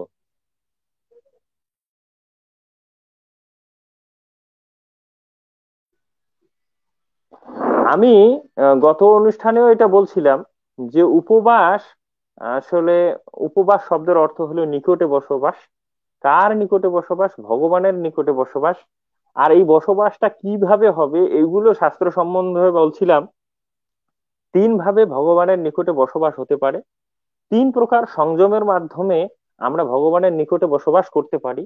আর এই তিন প্রকার সংযম হচ্ছে কায়িক সংযম, বাচিক সংযম এবং মনোসংযম। মনোসংযম বলতে বোঝায় মন দ্বারা কারো খারাপ চিন্তা ভাবনা না করা। বাচিক সংযম বলতে আমাদের মুখ তো আসলে এই যে যেমন আমি কথা বলতেছি, অসংখ্য কথা মুখ দিয়ে বের হচ্ছে, কখনো ভালো কখনো মন্দ। যে কথা বলতেছি, আসলে যে বেশি কথা বলে তার বেশি ভুল হয়। সেক্ষেত্রে কম কথা বলে থাকা বা কথা না বলে থাকা, এটারও একটা ব্রত নেওয়া হয়, এটাকে বাচিক উপবাস বলে। আর হলো মন দিয়ে খারাপ চিন্তা, মন দিয়ে অনেক বেশি চিন্তা না করা, এটা হলো মানসিক উপবাস। এবং শারীরিক উপবাসটাকে বলা হয় কায় উপবাস, শারীরিক ভাবে না খেয়ে থাকা। না খেয়ে থেকে শরীরকে সংযত রাখা, শরীরটাও তো অসংযমিত বিভিন্ন ভাবে। আসলে আমরা যেভাবে কাজ করে থাকি, মন আসলে যখন চোখের দৃষ্টিশক্তিতে অর্পিত হয় তখন ওই দৃষ্টিশক্তির মাধ্যমে বিভিন্ন দিকে ধাবিত হয়। যখন হাতের ধারণ শক্তিতে মন দৃষ্টি নিক্ষেপ করে বা মন সংযুক্ত হয় তখন হাত আসলে অনেক কিছু ধরতে চায়। পায়ের চলন শক্তিতে যখন আসলে মন সংযুক্ত হয় তখন পা চলতে চায়। এই যে শরীরের যে বেগ, একে সংযম করার জন্য শারীরিক উপবাস বা না খেয়ে থাকার যে বিধি ব্যবস্থা, আমরা আসলে ততটুকুই শুধুমাত্র উপবাস বলে জানি। কিন্তু ততটুকুই শুধু উপবাস নয়, এই যে আমরা কথা বলতেছি, এই কথা বলাটাকেও সংযমে রাখা, না কথা বলে থাকা, মৌন ব্রত নিয়ে আসলে কম কথা বলে থাকা, এটা হলো মানসিক বাচিক উপবাস বা বাক উপবাস, কথা না বলা। আর একটা হলো মানসিক উপবাস, এই যে প্রাণায়ামের মাধ্যমে প্রাণ কর্মের মাধ্যমে যে কর্মটির কথা বললাম, নিষ্কাম কর্মের মাধ্যমে শ্বাস প্রশ্বাসের মাধ্যমে ঈশ্বরকে, প্রতিটা শ্বাস প্রশ্বাসের মাধ্যমে ঈশ্বরকে স্মরণ করাটা, স্মরণ করে একাগ্র চিত্ত হয়ে ভগবানের কাছে থাকাটাকে বলা হয় মানসিক উপবাস। কারণ মন সদা সর্বদা বিভিন্ন দিকে ধাবিত হচ্ছে, বিভিন্ন দিকে দৌড়াচ্ছে। এই মনকে কন্ট্রোল করা বা সংযত করা খুব সহজ ব্যাপার নয়। তাই মনকেও সংযত করতে গেলে মনকে কোনো কাজ দেওয়া উচিত। আর এই মনকে কাজ দেওয়াটা হচ্ছে এই যে শ্বাস প্রশ্বাসের মাধ্যমে, প্রতিটা শ্বাস প্রশ্বাসের মাধ্যমে ঈশ্বরকে স্মরণ করাই হচ্ছে আসলে মানসিক উপবাস, যেটাকে যোগীদের ভাষায় ধ্যান, আহ আর কি ভক্তদের ভাষায় জপ, আরো অনেক কিছু বলা হয়ে থাকে। এভাবে আসলে মনকে সংযত করা, বাককে সংযত করা এবং শরীরকে সংযত করাই হচ্ছে উপবাস। এবং এই যে উপবাস, এই উপবাস বিভিন্ন তিথিতে, ধরেন দুর্গাপূজার অষ্টমী তিথিতে, ধরেন কালী পূজার তিথিতে, ধরেন শিব চতুর্দশীতে, বিভিন্ন দিনে বিভিন্ন ভাবে এই উপবাস ব্রত পালন করা হয়ে থাকে। সুধীবৃন্দ, আপনাদেরকে আবারও আহ্বান জানাবো যে আসলে প্রকৃতপক্ষে আহ উপবাস হচ্ছে এটা জিনিস, আর তিথি হচ্ছে আর একটা জিনিস। একাদশী তিথিতে বিশেষভাবে উপবাস পালন করা হয়। হ্যাঁ, এটাই হলো আপনাদের কাছে আহ জানানোর বিষয় ছিল। আপনাদের সকলকে ধন্যবাদ। আমি আবারও আমাদের পাঠক মহাশয় রামেন্দ্র মহাশয়ের কাছে যাইতে চাই। ওম শান্তি। আহ ওম শান্তি জানাচ্ছি আবারও। তো শুধু ভক্তমন্ডলী, এখন এতক্ষণ ধরে আমরা আলোচনা শুনলাম, আমাদের সময়ও অনেকটা গড়িয়ে গেছে। আমি খুব সংক্ষিপ্ত ভাবে আলোচনার চার দুটি কথা বলার চেষ্টা করছি, খুব সংক্ষিপ্ত ভাবে। তো আমরা আলোচনা শুনলাম, তো আমরা পাঠের আসলে যে জায়গাটিতে ছিলাম, এরপরে তো যে কথাগুলো হচ্ছে কর্মের কথাগুলো হচ্ছিল এখানে। তো আসলে ভগবান এখানে কয়েকটি কথা বলেছেন, তার মধ্যে ভগবানের যে কথাগুলো আছে সেগুলো আমরা শুনলাম। তো পাঠের এ পর্বে যে কথাগুলো আমি পাঠ করে শোনানোর চেষ্টা করছি, একটু মনোযোগ দিয়ে শুনবেন, আমি একটু দ্রুত পড়ার চেষ্টা করছি। প্রকৃত উদ্দেশ্য শুধু তত্ত্বের জিজ্ঞাসা, বিদুর তো হয় তাতে প্রাণের পিপাসা। ধর্মকেই তত্ত্ব রূপে ভাবে বহুজন, জ্ঞানই পরম তত্ত্ব শাস্ত্রের বচন। তত্ত্ববিদ নরগণ যে আছে যেখানে, অনন্ত শাশ্বত জ্ঞান জ্ঞানে তত্ত্ব বলে জানে। জগতের জ্ঞানীগণ ব্রহ্ম তারে কয়, ভগবান বলি জানে ভক্ত সমুদয়। শুধু ভক্ত মন্ডলী, এখানে দেখেন বললো যে আমার যে কথাগুলো হচ্ছিল, দেখেন এখানে বলা হলো যে শুধু প্রকৃত উদ্দেশ্য যে কর্মের, এখানে কথাগুলো বলা আছে যে স্বর্গাদি লাভ তরে ধর্ম অনুষ্ঠান কবু নহে জীবের কর্তব্য প্রধান। আমরা যে কোনো কিছু লাভের আশায় যে কর্মগুলো করছিলাম সেগুলো অবশ্যই আমাদের কর্তব্য প্রধান নয়। তো এখানে বলা হলো যে প্রকৃত উদ্দেশ্য তাহলে কি, শুধু তত্ত্বের জিজ্ঞাসা। কোন তত্ত্বের জিজ্ঞাসা? যেই তত্ত্ব আমরা জিজ্ঞাসা করলে এবং যেই তত্ত্ব আমরা জানার পরে আমাদের যে জ্ঞান পিপাসা, আমাদের মাঝে যে প্রাণীর পিপাসা, এইটা বিদূরিত হবে, সেই তত্ত্বের কথা জিজ্ঞাসা, এটা হচ্ছে প্রধান উদ্দেশ্য। তো এখানে বললেন যে জ্ঞানই সেই তত্ত্বটা কি, এখানে বললেন যে জ্ঞানই পরম তত্ত্ব শাস্ত্রের বচন, ধর্মকে তত্ত্ব রূপে ভাবে বহুজন। আসলে এই ধর্ম ব্যাপারটাকেই অনেকেই তত্ত্বরূপে জানেন, কিন্তু এখানে বলা আছে যে শাস্ত্রের বচন কথা, শাস্ত্রে বলা আছে যে জ্ঞানই পরম তত্ত্ব, শাস্ত্রের বচন। আমরা এ সম্পর্কে শুধু ভক্ত মন্ডলী আপনারা অনেকে জেনে থাকবেন, অনেকেই জানেন যে ভগবান শ্রীকৃষ্ণ শ্রীমদ ভগবত গীতায় বলেছেন যে নহি জ্ঞান সদৃশ পবিত্র মিহ বিদ্যাতে তৎস্বয়ং জগসিদ্ধ কালন আত্মনি বিন্দতি। তো শুধু ভক্ত মন্ডলী, যা আসলে ইহ জগতে জ্ঞানের নয়, পবিত্র কিছু নয়, সেখানেও এই কথাটিও এখানে বলা হলো। তারপরে বলা হলো যে অনন্ত শাশ্বত জ্ঞানে তত্ত্ব বলে জানে, আর জগতের জ্ঞানীগণ ব্রহ্ম তারে কয়, আর ভগবান বলি জানে ভক্ত সমুদয়। আর আমাদের জগতের জ্ঞানীগণ যারা আছেন সেই জ্ঞানকে বলেন কি হচ্ছে ব্রহ্মজ্ঞান, সেটি হচ্ছে ব্রহ্ম। আর যারা ভক্ত সমুদয় তারা তাকে ভগবান বলে যায়। আর এরপরে যে কথাটি বলা আছে যে যারা যোগ মার্গ অনুগামী সাধক বলে, পরমাত্মা রূপে তারে জানে অবিরল। অর্থাৎ যোগমার্গ অনুগামী সাধক সকল, যোগমার্গের যারা সাধক রয়েছে তাদের কাছে সাধক সকল পরমাত্মা রূপে তারে জানে অবিরল। অর্থাৎ ভক্তের কাছে ভগবান, জ্ঞানী যারা জ্ঞানী তাদের কাছে তিনি ব্রহ্ম। আবার যারা যোগ যোগ দর্শনে যারা যোগমার্গ অনুসারে সাধক, তারা তাকে এই এই এই জ্ঞানটাকে তাকে ভগবান কি হিসেবে দেখতেছেন, এখানে বলা হচ্ছে পরমাত্মা রূপে জানে অবিরল।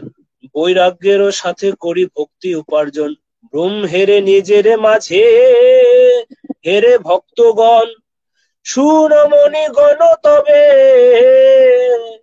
নিগুড় কারণ, আশ্রম বিভাগ হয় ধর্ম নিবন্ধন, আশ্রম উচিত ধর্ম কইলে অনুষ্ঠান, সপিলে হরির পদে আপনার প্রাণ, হইবেন তুষ্ট হরি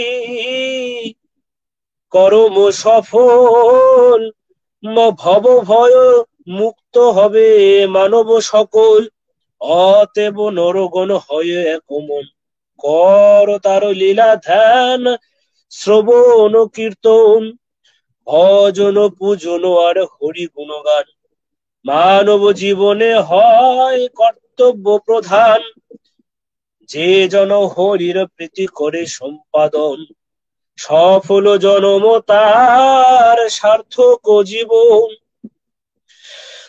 ধ্যান রূপ শিবলে যত বিজ্ঞগণ, জগতে থাকিয়া করে কর্মের ছেদন, সেই হরি গুণ কথা শুনিবার কানে, কাহার নাই অভিলাষ জাগে মনে প্রাণে, নিষ্ঠা মনে তীর্থ সেবা করিয়া মানব, লাভ করে পুণ্য রাশি ভরের বৈভব, তীর্থ সেবা করি হয় হরির সাধু, তাহাতে জনমে শ্রদ্ধা কহে সর্বজন। শুধু ভক্ত মন্ডলী, অনেকগুলো কথা এখানে পাঠ করলাম। দেখেন তার মধ্যে আমি আজকে আলোচক যে মহোদয় তার দৃষ্টি আকর্ষণ করবো যে এখানে দেখেন কতগুলো কথা আমি শুরুতে বললাম যে জ্ঞানীগণ তাকে ব্রহ্ম বলে জানেন, ভগবানের কাছে তিনি ভক্ত, যোগমার্গ যারা দর্শন অনুগামী সাধক তাদের কাছে তিনি হচ্ছে পরমাত্মা। তো আসলে এরপরে কয়েকটি খুব গুরুত্বপূর্ণ কথা এখানে ছিল, সেটি হচ্ছে সেটি হলো যে ধ্যানরূপ অসি বলে যত বিজ্ঞগণ, জগতে থাকিয়া করে কর্মের ছেদন। শুধু ভক্তমন্ডলী, এতক্ষণ ধরে আমরা কর্মেরই কথা শুনে আসছিলাম। তো আসলে এখানে একটা খুব গুরুত্বপূর্ণ কথা এখানে এসে বলা হলো যে ধ্যানরূপ অসি বলে। এই ধ্যানরূপ অসিটা কি, এই সম্পর্কেও আমি আলোচক মহোদয় দৃষ্টি আকর্ষণ করবো। তিনি আলোচনার ক্ষেত্রে এই ধ্যানরূপ অসি দ্বারা কি বোঝাতে চেয়েছেন বিজ্ঞগণ, আর এই ধনের যে অসি আছে এর মাধ্যমে জগতে থাকিয়া তারা করেন আছে কর্মের ছেদন। তো আজকের এই পাঠের সময়টা অনেকটা গড়িয়ে গেছে, আলোচনা হয়তো আর বেশিক্ষণ হবে না। তো আমি পাঠের এই যে অংশটুকু পাঠ করলাম, যে কয়েকটি জিনিস জানার আমি অভিলাষ প্রত্যয় ব্যক্ত করলাম, এই বিষয়ে আমি আলোচক মহোদয় দৃষ্টি আকর্ষণ করছি যে জ্ঞানীগণের কাছে ব্রহ্ম, ভগবানের কাছে ভক্ত, ভক্তের কাছে ভগবান, এবং যারা যোগমার্গ অনুসারী তাদের কাছে পরমাত্মা। সেই সাথে আরেকটি বিষয়, দ্বিতীয় বিষয়, সেটি হলো যে এই জগতে থেকে যারা ধ্যানরূপ বশী দ্বারা এই যত বিজ্ঞগণ আছেন জগতে থাকিয়া তারা করে কর্মের ছেদন। তো আসলে জগতে থেকে এই কর্মের ছেদনটা তারা ধ্যানরূপ বশী দ্বারা কিভাবে ছেদন করেন এই বিষয় নিয়ে, এই দুটি বিষয় নিয়ে আলোচনা করার জন্য আমি আহ্বান জানাচ্ছি আজকের আলোচক মহোদয়কে। তিনি নিশ্চয়ই আমাদের কাছে শুনছেন। ধন্যবাদ আপনাকে। যে কথাটা বললেন যে ধ্যানের মাধ্যমে কি হলো, ধ্যানরূপ অসি অর্থাৎ ধ্যানকে অস্ত্র হিসেবে ব্যবহার করে কর্মের বন্ধনকে ছেদন করা।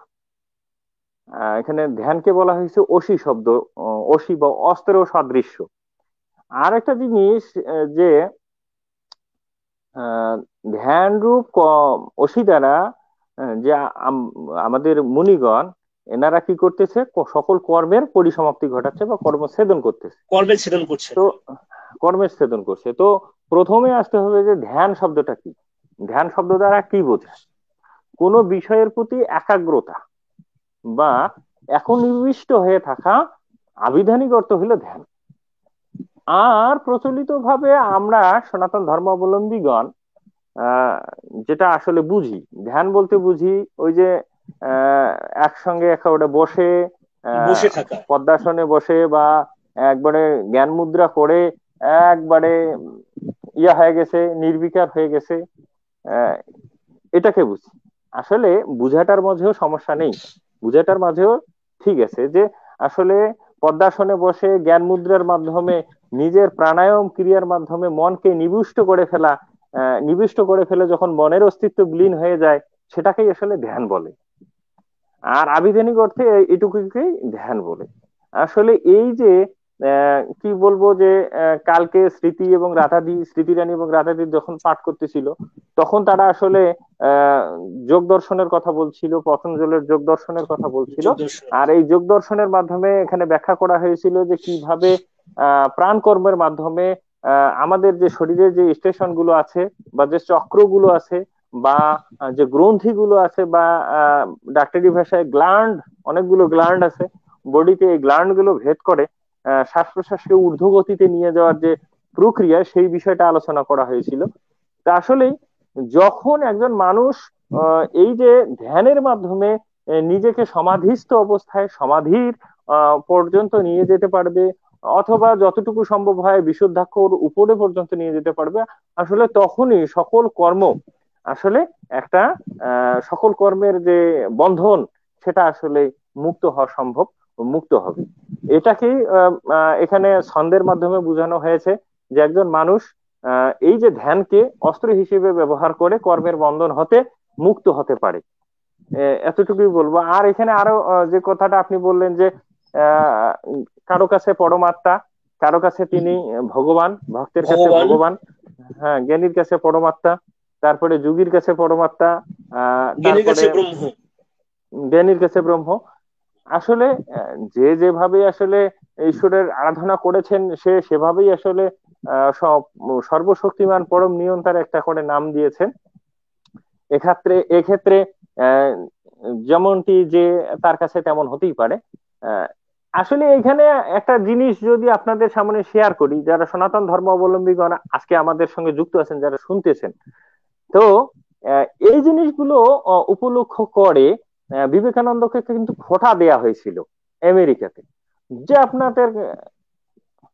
আপনাদের কারো কাছে অনেক ধরনের অনেক ভগবান, অনেক কিছু, কখনো ভগবান রাম কৃষ্ণ কালী বলতেছেন, আসলে এতগুলো ভাগ কেন, এত কিছু কেন? একটা তো ধর্ম, সনাতন ধর্ম যদি হয় তাহলে এতগুলো ভাগ কেন? বিবেকানন্দ কিন্তু খুশি হয়ে উত্তর দিয়েছিল যে আসলেই আমার কাছে এটাই মহত্ব, এটাই আমাদের সনাতন ধর্মের শ্রেষ্ঠত্ব, যে অন্যান্য ধর্মাবলম্বীদের কাছে যেমন সকলকেই একই ধরনের চিন্তা করতে বলা হয়, একই ধরনের ভাবনা ভাবতে বলা হয়, আসলে আমাদের ধর্মটা আসলে এরকম নয়। যেমন উনি এরকম ভাবে বলেছিলেন যে সমাজে কালাম, করিম, নেলিন, বিভিন্ন নামের, বিভিন্ন বয়সের, বিভিন্ন রুচির মানুষ থাকতে পারে।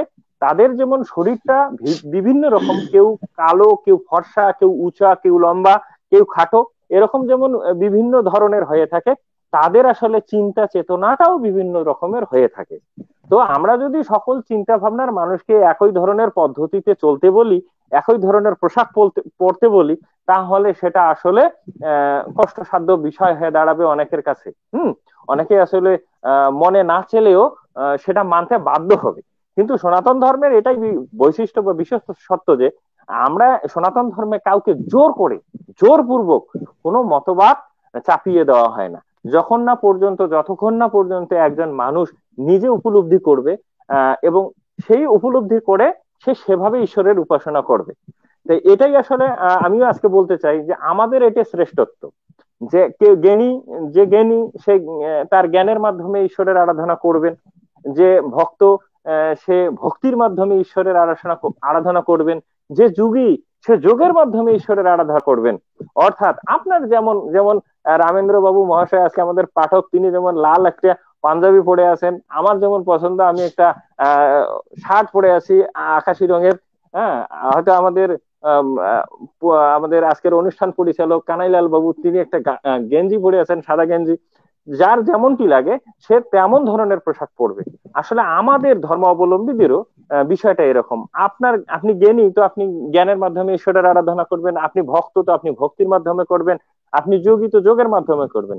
কিন্তু এত কিছু থাকার পরেও আমাদের একটি সর্বোচ্চ শ্রেষ্ঠতম বৈশিষ্ট্য হলো আমাদের জ্ঞান, কর্ম, ভক্তি, যে যেভাবেই ঈশ্বরের আরাধনা করুক না কেন, কেউ কিন্তু কাউকে আঘাত করতে যায় না বা বলে না যে আমার মত না মানলে তোমার কিন্তু গর্দান নেব, এরকম কোন বিধি ব্যবস্থা আমাদের সনাতন ধর্মে নেই। এবং এটাই আপনাকে বলতে চাই রামেন্দ্র বাবু, আমি অত্যন্ত আনন্দের সহিত জানাতে চাই যে এটাই আমাদের শ্রেষ্ঠত্ব, এটা আমাদের সনাতন ধর্মের একটা কি যেন মহৎ উদার একটা ব্যবস্থা, বিধি ব্যবস্থা। সকলকে আচ্ছা, আবারও আপনার কাছে অসংখ্য ধন্যবাদ।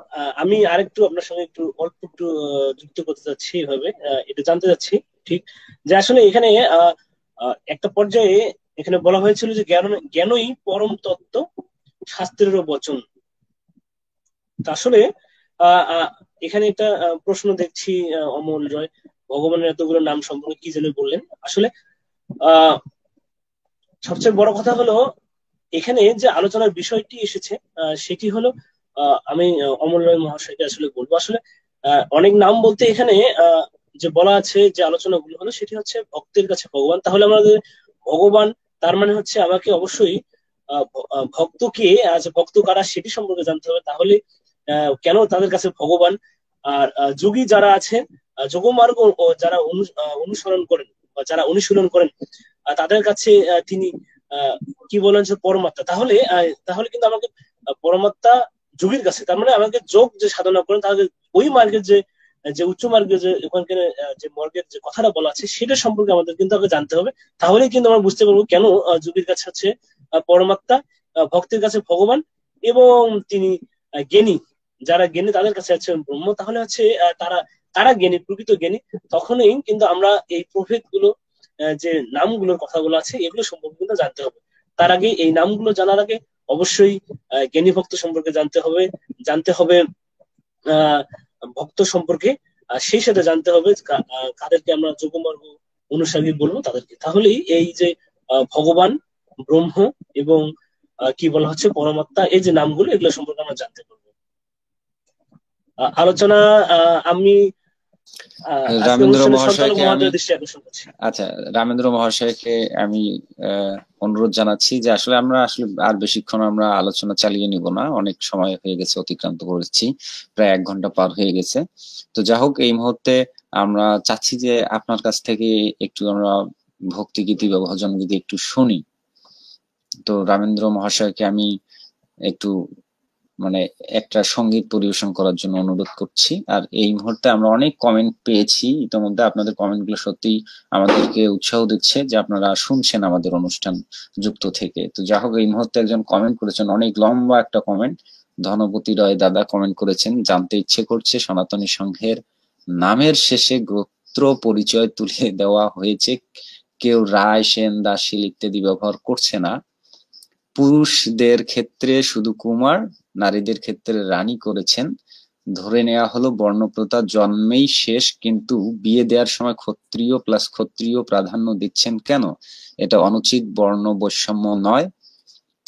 ক্ষত্রিয় ব্যতীত আচার্য নাই কেন, কারণ আমরা কি করতে গিয়ে কি করছি, উত্তর বলে খুশি হব। তো এই বিষয়ে আমাদের আলোচক মহোদয় সুজন কুমার মহোদয় অবশ্যই আলোচনা করবেন। তার আগে আমিও এখানে একটু জানিয়ে রাখি যে দাদা, আমরা আসলে বর্ণ প্রথা তুলে দেইনি, এটা ভুল কথা। হ্যাঁ, আমরা এই যে জন্মগতভাবে যে পাওয়া টাইটেল, বর্ণের টাইটেল, এটাকে আমরা তুলে দিয়েছি। যে ব্রাহ্মণের ছেলে ব্রাহ্মণ লিখতেছে, সাহার ছেলে সাহা লিখতেছে, বা ক্ষত্রিয় ছেলে ক্ষত্রিয় লিখতেছে, এটা হচ্ছে বংশগতভাবে প্রাপ্ত। ডাক্তারের ছেলে সে জন্ম হয়ে সে ডাক্তার লিখতে পারে না, এটা নট ভ্যালিড, মানে বৈধ নয়।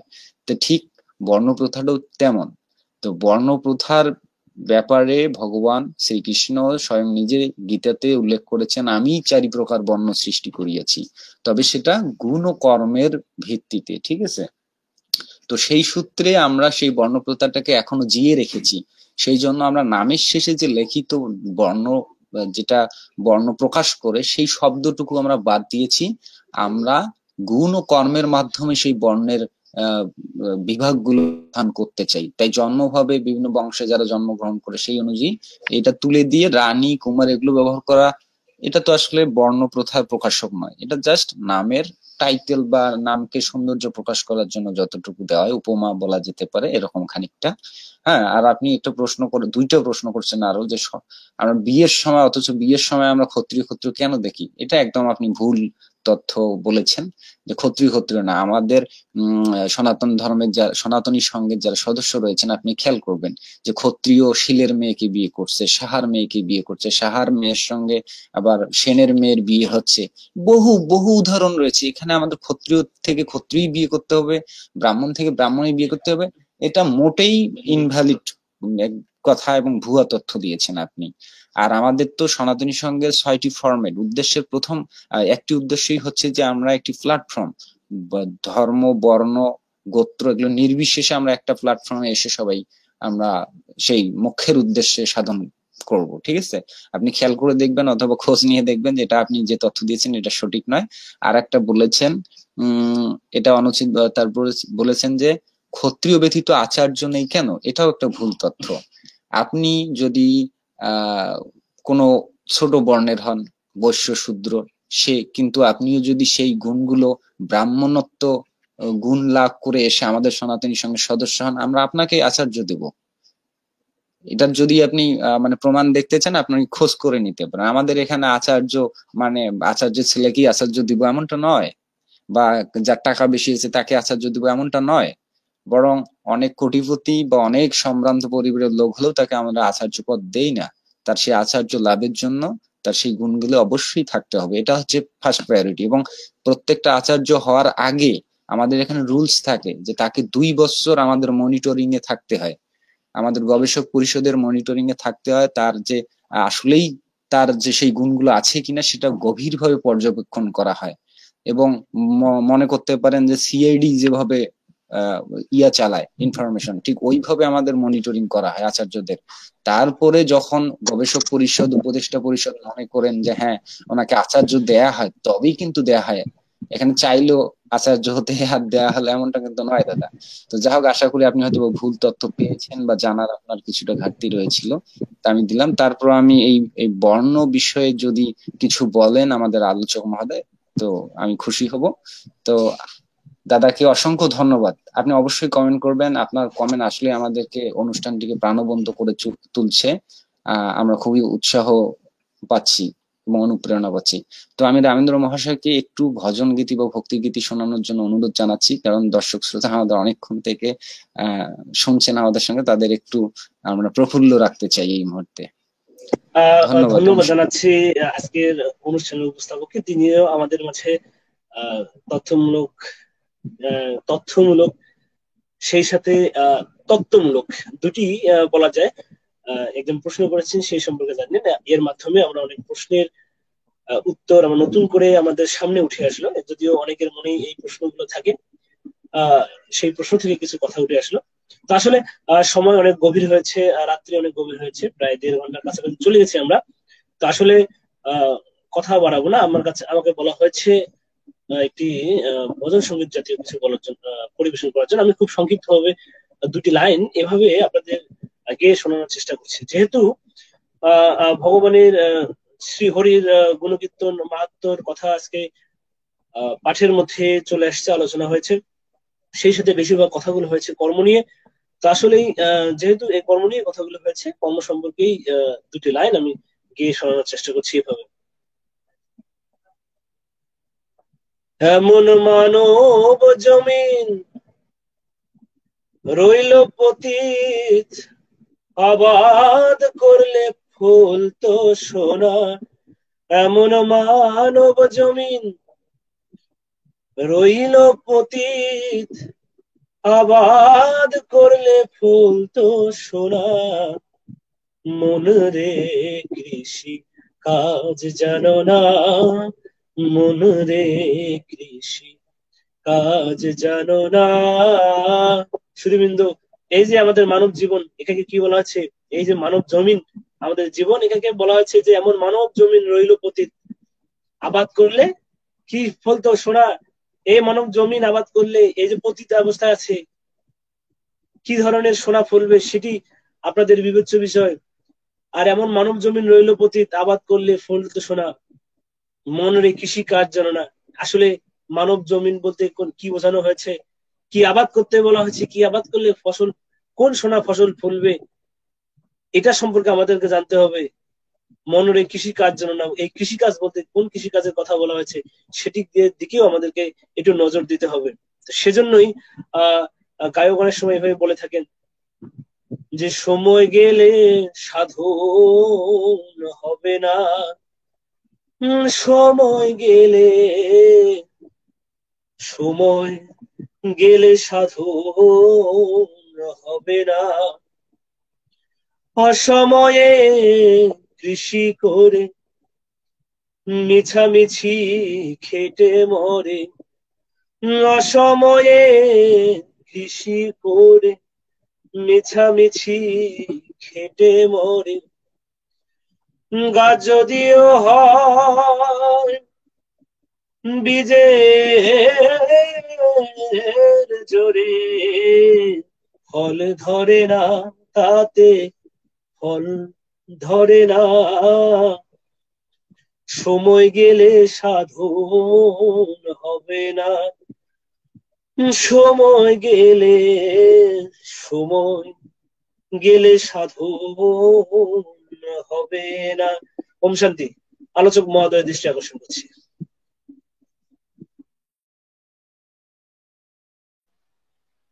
আপনি কমেন্ট গুলো নিয়ে আসেন। ওম শান্তি, আপনাকে ধন্যবাদ সুন্দরভাবে আমাদেরকে গান শোনানোর জন্য। আসলে আমাদের অনেকেরই এরকম ভাবনা থাকে, এরকম অনেকটা এরকম ইচ্ছা থাকে যে আমি যাহা জানি তাহাই হয়তোবা শ্রেষ্ঠ। আর কে কি জানলো না জানলো, কে কি বুঝলো অথবা না বুঝলো, কিছু যায় আসে না। আমি প্রথমত জানাতে চাই যে নিষ্কাম কর্ম সম্বন্ধে যে ব্যাখ্যাটি আমি দিয়েছিলাম, এটা আসলে যারা আজকে শুনলেন, যারা আসলে করলেন, জানলেন, তারা নিজের বিবেক দ্বারা বিচার করে দেখবেন আসলে নিষ্কাম কর্ম আমি যাহা বলেছি সেটা নাকি অন্য কিছু। যদি আপনার পাশে যদি সেরকম কোনো জ্ঞানী মানুষ থেকে থাকেন, সেরকম তদ্বিদ্ধি পরিপাতেন পরিপ্রশ্নেন সেবয়া উপদেক্ষন্তিতে জ্ঞানো জ্ঞানীর তত্ত্বদর্শিনঃ, এরকম কোন ব্যক্তি যদি থেকে থাকেন আপনার পাশে, আপনি তাদেরকে জিজ্ঞাসা করে দেখবেন প্রকৃতপক্ষে নিষ্কাম কর্মটা কি, সেখান থেকে উত্তর পেয়ে যাবেন। আমার মনে হয় এটা ঠিক নয় বা এটা ঠিক, এখানে এটাতে কিছু যায় আসে না। আরেকটি বড় কথা, উম কানাইবাবুকে অনুরোধ করব যে ওই কমেন্ট গুলো একটু একটু করে আমাকে দেখানোর জন্য। আমরা আসলে আপনাদেরকে আহ্বান জানিয়েছিলাম যে আমাদের সঙ্গে আপনারা যুক্তও হতে পারেন। বলেছিল বিক্রম সিনহা, বলেছিল যে ওম শান্তি দাদা, কি বলেছিল, কালে বিশ্বকর্মা পূজা, আসলে বিশ্বকর্মা মূর্তি ও মুতিদি কি বোঝানো হয়েছে? ও হয় সম্ভবত কথাটা এরকম কিছু লিখতে চাইছিল যে বিশ্বকর্মা পূজা বলতে কি বিশ্বকর্মা মূর্তি বোঝানো হয়েছে। আসলে বিশ্বকর্মা পূজা, এই বিশ্বকর্মা শব্দটা যাহা বুঝায়, আর আপনি যদি বিশ্বকর্মা পূজা বলতে কোনো একটা কি বলবো অবয়বের সামনে গিয়ে নিজের মস্তিষ্কটাকে মস্তিষ্ককে ঠেকানোকেই বিশ্বকর্মা পূজা বলেন, তাহলে বলতে পারি না যে আসলে বিশ্বকর্মা পূজা ওটাই। প্রকৃতপক্ষে বিশ্বকর্মা পূজা হচ্ছে এই বিশ্বের সমস্ত কিছু সমস্ত খানে যিনি ছড়িয়ে ছিটিয়ে আছেন, ছড়িয়ে ছিটিয়ে বলতে সমস্ত খানেই আছেন, ছড়িয়ে ছিটিয়ে আমার কথাটা ভুল, যে সমস্ত খানেই যিনি আছেন, সমস্ত কিছুর মাঝে ব্যাপ্ত হয়ে আছেন, তার উপাসনা করাটাই আসলে প্রকৃতপক্ষে কি বিশ্বকর্মা পূজার। তার তিনি তো আসলে বিশ্বের প্রকৃত পক্ষে কর্মকর্তা, এই বিশ্ব নিয়ন্তা, যিনি বিশ্বের নিয়ন্তা তিনি বিশ্বকর্মা। নেক্সট প্রশ্নটা কি ছিল? অমল দাদা বলেছেন অসংখ্য ধন্যবাদ দাদাকে সুন্দর গান শোনানোর জন্য। ধন্যবাদ আপনাকেও, আমাদের রামেন্দ্র বাবু সুন্দরভাবে গান পরিবেশন করেছিলেন। আমি কানাই বাবুকে অনুরোধ করব যে নেক্সট কমেন্ট। নাই, আর নেই। তো এইখানে যে জিনিসটা আমি আলোচনার ক্ষেত্রে এড়িয়ে গিয়েছিলাম, যে কানাইবাবু একটা প্রশ্ন রেখেছিলেন বর্ণ ব্যবস্থা সম্বন্ধে জানতে চেয়েছিলেন। আসলে সুধীবৃন্দ আপনাদেরকে অনুরোধ জানাবো, এই যে মানে আপনারা নিজে যতটুকু জানেন এটাকেই সর্বশ্রেষ্ঠ মনে না করে নিজের ভগবান যে চক্ষু দুটো দিয়েছে সেই চক্ষু দুটোকে, আমরা তো হিন্দু ঘরের সন্তান, আমাদেরকে এরকম ভুয়া কথা বললে এই পৃথিবীতে আর হবে না। কারণ অসংখ্য দিন ধরে অসংখ্য কাল ধরে সনাতন ধর্ম অবলম্বীদের মাঝে কি এই পৃথিবীর বুকে যে টিকে আছি সেটা কিন্তু এমনি এমনি নয়। এই পৃথিবীতে আমাদের মাঝ থেকেই, হ্যাঁ আমাদের মাঝ থেকে অসংখ্য মহান পুরুষ মহামানব এসেছিলেন বলেই আজ পর্যন্ত পৃথিবীর বুকে সনাতন ধর্ম অবলম্বীগণ আমরা টিকে আছি। তো সেক্ষেত্রে বলবো যে একটু গীতাটা পড়েন, সেখানে দেখবেন লেখা আছে কানাইবাবু যেমনটি বলছিল, চতুর্বর্ণ ময়া সৃষ্টং গুণ কর্ম বিভাগ সাহা তস্য অকর্তারম অব্যয়ম, মানে যে গুণ ও কর্ম অনুসারে আমি চতুর্বর্ণ সৃষ্টি করিয়াছি, যদিও আমি চতুর্বর্ণের স্রষ্টা তবু আমাকে অকর্তা বলিয়া জানিও। এবং অষ্টাদশ অধ্যায় গিয়া ভগবান এক্ষেত্রে বলেছেন যে পরিচয়াত্মকং কর্ম শূদ্রস্য অপি স্বভাবজাম, পরিচর্যা হচ্ছে শূদ্রের স্বভাবজাত কর্ম। কে শূদ্র? এখানে শূদ্রের স্বভাবজাত কর্ম হচ্ছে পরিচর্যা। তারপরে কি বলা হয়েছে যে কি আহ কৃষি গোরক্ষা বাণিজ্য বৈশ্যকর্ম স্বভাবজাম, কৃষি গোরক্ষা আর বাণিজ্য হচ্ছে বৈশ্যকর্মের বৈশ্যদের স্বভাবজাত কর্ম। সুধীবৃন্দ স্বভাবজাত কর্ম পরিচর্যা, গীতা একটি আধ্যাত্ম শাস্ত্র। আপনাদেরকে আরো একটু টাচ দিয়ে যায় আজকে আবারও চতুর্বর্ণ আশ্রম সম্বন্ধে। যা ব্যবস্থা শুরু হয়েছে চতুর্বর্ণ নিয়ে, যে সুবিধা ভোগীগণ এখনো যেভাবে এই ব্যবস্থাটাকে এখনো নিজেদের বাবার সম্পত্তি বলে, নিজেদের পৈতৃক সম্পত্তি বলে এখনো খাটাচ্ছেন, এই যুগে এসে তাদের দৃষ্টি ফেরানোর জন্য আবারও বলতেছি, এখানে বলা হয়েছে যে পরিচয়াত্মক কর্ম শূদ্র সপি স্বভাবজম। বলা হয়েছে গীতা একটি আধ্যাত্মিক শাস্ত্র, আত্মা প্লাস দৈহিক আধ্যাত্মিক। আর এইখানে পরিচর্যা বলতে এই দেহের মাঝে যে রিপু ইন্দ্রিয় গুলো আছে, এই রিপু ইন্দ্রিয় গুলোকে নিয়ন্ত্রণে রাখা, এটা হচ্ছে আসলে বৈশ্যকর্ম। আর এই নিয়ন্ত্রণ ছাড়াই রিপু ইন্দ্রিয়দের কি প্ররোচনায় চলা, এটা যারা চলেন এটাই হচ্ছে পরিচয়াত্মক কর্ম। এই রিপু ইন্দ্রিয়দের তাড়নায় যারা চলেন তারাই হচ্ছেন শূদ্র। অনেক বড় শিক্ষিত থাকতে পারেন, সার্টিফিকেট ধারী থাকতে পারেন, হ্যাঁ, যারা শুধুমাত্র চাই চাই করে মরলেন সারা জীবন তারাই প্রকৃতপক্ষে কিন্তু শূদ্র। এখানটাই গীতার অভিমত। আর কৃষি গোরক্ষা বাণিজ্য, এই যে আপনি রামেন্দ্র মহাশয় এখানে গান গাইছিলেন, রামপ্রসাদীয় গান, এই রামপ্রসাদীয় গানের মধ্যেই আছে মন রে কৃষি কাজ জননা, এমন মানব জমিন রইল পতিত, আবাদ করলে ফলতো সোনা, রামেন্দ্র মহাশয় গেয়েছিলেন। তো এই যে আবাদ করলে ফলতো সোনা, এই যে কৃষি কাজ, এখানে যে মানব জমিন, এখানে যে কিভাবে কোনটা কিভাবে কাজ করতেছে, সম্ভব হলে আর একটি গান শোনাতে বলছেন। আচ্ছা ঠিক আছে, রামেন্দ্র মহাশয় আরো গান শোনাবে সম্ভব হলে।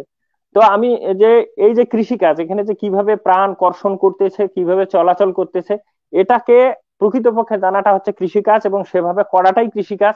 আর হলো গো রক্ষা, গো অর্থাৎ ইন্দ্রিয়। আসলে সুধীবৃন্দ এখন বলতে পারেন গো অর্থাৎ ইন্দ্রিয়, গো অর্থাৎ গরু, অনেক কিছু হয়, কিন্তু যে এখানে গো শব্দটি বোঝানো হয়েছে বিশেষভাবে ইন্দ্রিয় অর্থে, কারণ গীতা যেহেতু আধ্যাত্মিক আধ্যাত্মিক শাস্ত্র, সেহেতু এখানে ইন্দ্রিয় শব্দটি পারফেক্ট হয়। কারণ গো শব্দে অনেক সময় কি হয়, নদী হয়, অনেক কিছু হয়। কারণ যারা নিরুক্ত পড়েছেন, নিরুক্ত জানেন, তারা এই বিষয় সম্বন্ধে জানেন, তারা এই বিষয়টা ভালো জানতে পারবেন। আর হলো এই যে গো রক্ষা, ইরিফু ইন্দ্রিয়দেরকে সংযত রাখা, তারপরে হলো কি কৃষি গো রক্ষা, বাণিজ্য, এবং গুরুদেবের কাছ থেকে প্রকৃতপক্ষে আধ্যাত্মিক তথ্য জেনে নিয়ে নিজেদেরকে এটাই হচ্ছে সাধন করাটাই হচ্ছে প্রকৃতপক্ষে বৈশ্যকর্ম। এটাই করা। আবার কি ধৃতি, ক্ষমা, সংযম, এই যে জিনিসগুলো আছে গীতাতে বলা হয়েছে, যে জিনিসগুলো আপনারা পড়ে নেবেন, যে এগুলো যখন কোনো মানুষের মাঝে আসে, ধৃতি, ক্ষমা, শৌচ, তখন আসলে মানুষ ব্রাহ্মণ এবং ক্ষত্রিয় হয়। সহ্য ক্ষমতা, ধৈর্য ক্ষমতা, এগুলো যখন আসে, যুদ্ধে পলায়ন না করা, তখন ক্ষত্রিয় হয়। সম, দম, শৌচ, তপস্যা, আস্তিক্য, এই যে সমস্ত গুণাবলী যখন কারোর মধ্যে আসে, তখন তাকে বলা হচ্ছে যে ব্রাহ্মণ। সুধীবৃন্দ, স্পষ্টত বলে রাখি, ভগবান এখানে বলেছেন চতুর্বর্ণ ময়া সৃষ্টং, আমি চতুর্বর্ণ সৃষ্টি করিয়াছি গুণ এবং কর্মের বিভাগ অনুসারে। এই কথাটাকে উপলক্ষ করে অনেক আমাদের পণ্ডিত আছেন, তারা বলে থাকেন আসলে ভগবান জন্মের আগে থেকেই ব্রাহ্মণ, ক্ষত্রিয়, বৈশ্য, শূদ্র তৈরি করে রেখেছেন বা জন্ম দিয়েছেন। এটা আসলে সঠিক কথা হতেই পারে না। কারণ এখানে বলা হয়েছে গুণ এবং কর্ম অনুসারে আমি চারি বর্ণ সৃষ্টি করিয়াছি। গুণ কর্ম অনুসারে, এই কর্ম এই গুণ, এগুলো অনুসারে চারি বর্ণ সৃষ্টি করিয়াছি। অতএব যে মানুষ জন্মবার আগে কখনো ভগবান ব্রাহ্মণ, ক্ষত্রিয়, বৈশ্য, শূদ্র তৈরি করেননি। কারণ আপনারা এমনি সাধারণ কিছু শাস্ত্র দেখলেও বুঝতে পারবেন যে জন্ম মাত্রে কেউ শূদ্র বর্ণ নিয়ে জন্মায়, কেউ বৈশ্য বর্ণ নিয়ে জন্মায়, ব্রাহ্মণের ছেলেও শূদ্র বর্ণ নিয়ে জন্মায়, শূদ্রের ছেলেও ব্রহ্মবর্ণ নিয়ে জন্ম নেয়। তো এক্ষেত্রে এগুলো আসলে ভিত্তিহীন কথা। ভগবানের কথাটাই আসলে সঠিক কথা। আমরা জন্মবার পরে যে গুণগুলো অর্জন করার পরে ব্রাহ্মণ, ক্ষত্রিয়, বৈশ্য, শূদ্র হব। এখানে প্রশ্ন করা হয়েছিল যে সনাতনী সংঘ কি বর্ণ নামের শেষে টাইটেল ব্যবহার করে না? হ্যাঁ, এটা সনাতনী সংঘ নামের শেষে টাইটেল ব্যবহার করেন না, কিন্তু আহ, আমরা এজন্যই নামের শেষে টাইটেল ব্যবহার করি না। আমাদের আদর্শ পুরুষগণ নামের শেষে কি কোনো টাইটেল ব্যবহার করতেন? শ্রীকৃষ্ণ, শ্রীরামচন্দ্র, তারপরে যারাই আছেন, অর্জুন, আমাদের যাদেরকে আমরা লক্ষ্য করি, জীবন নির্বাহ করি, আমাদের যে আদর্শ পুরুষ, আইডোলজি, আমাদের আইডল যারা, তাদের নামের শেষে যেহেতু কোনো নাই, টাইটেল নাই, তো সেক্ষেত্রে আমরা আসলে টাইটেলের ধার ধারি না, আমরা টাইটেলের ধার ধারি। আমি এই অনুষ্ঠানের মাধ্যমে এই কথাটাও আপনাদেরকে জানিয়ে দিই, বাংলাদেশের কোনো একটা অডিয়েন্সের মাধ্যমে, সংবিধানের কোনো এক জায়গায় পরিবর্তনের মাধ্যমে, কোনো এক সময় শুধুমাত্র যে বিষয়টা হয়েছে যে শ্রী, তারপরে মাইকেল, তারপরে আরো যেগুলো নামের প্রথমে টাইটেল বসানো হয়, সেই টাইটেল গুলোকে উচ্ছেদ করে দেওয়া হয়েছে। যে শুধুমাত্র আমাদের পার্শ্ববর্তী মুসলিম ভাইদের নামের প্রথমে যে মোহাম্মদ ব্যবহার করেন, এই কথাটার ওই ধারাতে উল্লেখ নেই। সে কারণে আসলে এখন তাদের নামের প্রথমে তারা তাদের মোহাম্মদ শব্দটি ব্যবহার করে থাকেন। কিন্তু আমাদের যারা আমরা অন্যান্য ধর্ম অবলম্বীগণ আছি, তারা নামের প্রথমে কোনো টাইটেল ব্যবহার করতে পারি না ওই নির্দেশনার কারণে। সুধীবৃন্দ, আমাদের অসংখ্য ধর্মীয় সংগঠন আছে, তাদেরকে বলবো যে তারা যেমন সুন্দরভাবে তাদের ধর্মীয় পরিচয় নিয়ে বড় হচ্ছেন, আমাদের তাতে কোনো সমস্যা নেই, তাতে আমাদের কোনো সমস্যা নেই। কিন্তু আমরাও যাতে আমাদের ধর্মীয় পরিচয় নিয়ে নামের প্রথমে শ্রী শব্দটি ব্যবহার করতে পারি। সুধীবৃন্দ, এই শ্রী শব্দটি অত্যন্ত তাৎপর্যপূর্ণ। তো আপনাদের নামের পিছনের টাইটেল নিয়ে ব্যতিব্যস্ত না হয়ে আপনারা যদি নামের প্রথমে টাইটেল নিয়ে ব্যতিব্যস্ত হইতেন, তাহলে মনে হয় আমাদের হিন্দুদের পুনর্জাগরণ সম্ভব হইতো। জানি না আমাদের যারা বিভিন্ন সংগঠনের নীতি নির্ধারক আছেন, অনেক বড় বড় বাংলাদেশের নেতা আছেন, তারা কি করেন, তারা কেন এই বিষয়ে কথা বলেন না, সেটা তাদের ব্যক্তিগত ব্যাপার।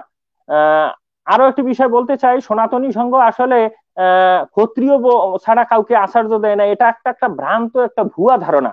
সনাতনী সংঘ যে কাউকেই আচার্য দিতে পারেন, যদি আচার্য হওয়ার যোগ্যতা তিনি অর্জন করেন। এক্ষেত্রে সনাতনী সংঘের নীতিমালাতে যে বিশদভাবে আচার্য হওয়ার যোগ্যতা সম্বন্ধে বলা হয়েছে এবং কিভাবে আচার্য পদ চলে যেতে পারে তার নীতিমালা সম্বন্ধে বলা হয়েছে। তাই এইগুলো পূরণ করেই আসলে কাউকে আচার্য হতে হয়। আর আচার্য বলতে এমন কিছু নয়, বা গুরু বলতে এমন কিছু নয় তিনি ভগবান। আচার্য অর্থাৎ যিনি আচরণের শিক্ষা দেন তিনি আচার্য। আচার্য বলতে তিনি একজন উত্তরসূরির সাধক বা উত্তরসূরির কি বলবো, সাধকই বলি, যে তিনি আসলে আগে আগে পথ হাঁটবেন, আমি তাকে অনুসরণ করে করে পরে তার পিছনে পিছনে হাঁটবো, বা তিনি আমার শিক্ষক, আমাকে দেখিয়ে দিবেন, আমি শিখবো। এই কথাটি আসলে আচার্য। যিনি নিজে আচরণ করেন এবং অন্যকে আচরণের শিক্ষা দেন তিনি আচার্য। এক্ষেত্রে এমন কোনো বান্ডিংস নেই, ক্ষত্রিয়দেরকেই শুধুমাত্র আচার্যত্ব দেওয়া হয়েছে। আপনি একটু ভালো করে, যিনি এই কমেন্টটা করেছিলেন, আপনি একটু ভালো করে খোঁজ নিয়ে দেখবেন যে আপনার ওই যে নামের শেষে যে বিভিন্ন ধরনের টাইটেল ব্যবহারকারী, এই যে টাইটেল ছাড়াই টাইটেল গুলো ভালো করে খোঁজ নিলে আপনারা, শেষ করি, আপনারা টাইটেল গুলো ভালো করে দেখলে বুঝতে পারবেন যে ওই আপনার নামের পিছনে যেরকম লেস আলা টাইটেল, ওই টাইটেলের বিভিন্ন নিম্ন টাইটেলের মানুষও আমাদের আচার্য রয়েছেন। আপনি একটু ভালো করে খোঁজ নিয়ে দেখবেন। তো শেষ করতেছি। ওম শান্তি। কানাই বাবু বলেন। ধন্যবাদ সুজন কুমার মহাশয়কে, অনেক সুন্দর ব্যাখ্যা দিয়েছেন বর্ণ বিষয়ে। তো যে কমেন্টের ব্যাপারে আমি উত্তর করেছিলাম সামান্য, সেখানে উনি আবারও কমেন্ট করেছেন।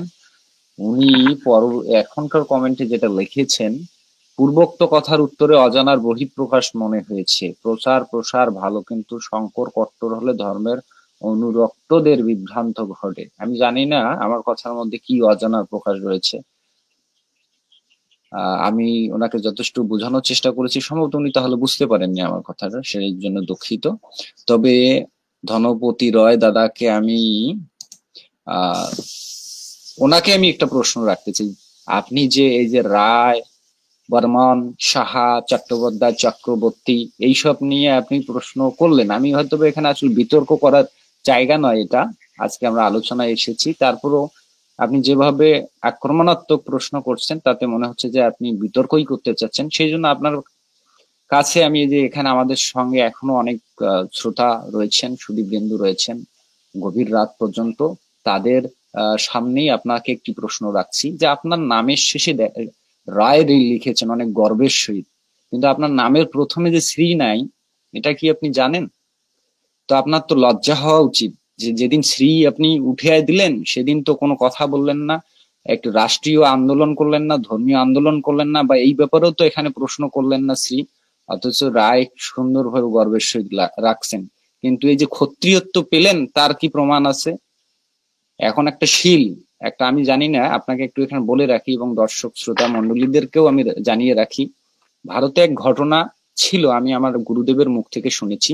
বাংলাদেশ থেকে এক নাপিত, যেটাকে আমরা শীল বলি, সে কৌশলে ভারত চলে গিয়েছিল, গিয়ে সেখানে সে এই নাপিতটার জায়গায় পরিবর্তন করে সে চক্রবর্তী টাইটেল লাগিয়েছিল, লাগিয়ে মানুষকে পরিচয় দিয়েছে। তাতে কি হয়েছে আমরা তো জানি, সাধারণ মানুষ ভিতরের গুণাবলী খুব বিবেচনার আগে বাহ্যিক যে আবরণ এটাকে প্রাধান্য দেয়, সেই অনুযায়ী পাবলিক তো মনে করছে ব্রাহ্মণ, সেই তো সমাদৃত হওয়া শুরু হইলো, সেই মানে তো ওই নাপিত এটাকে সুবিধা নিল, নিয়ে সে তখন সেই জায়গায় ব্রাহ্মণগিরি অর্থাৎ পুরোহিতগিরি করতে শুরু করলেন।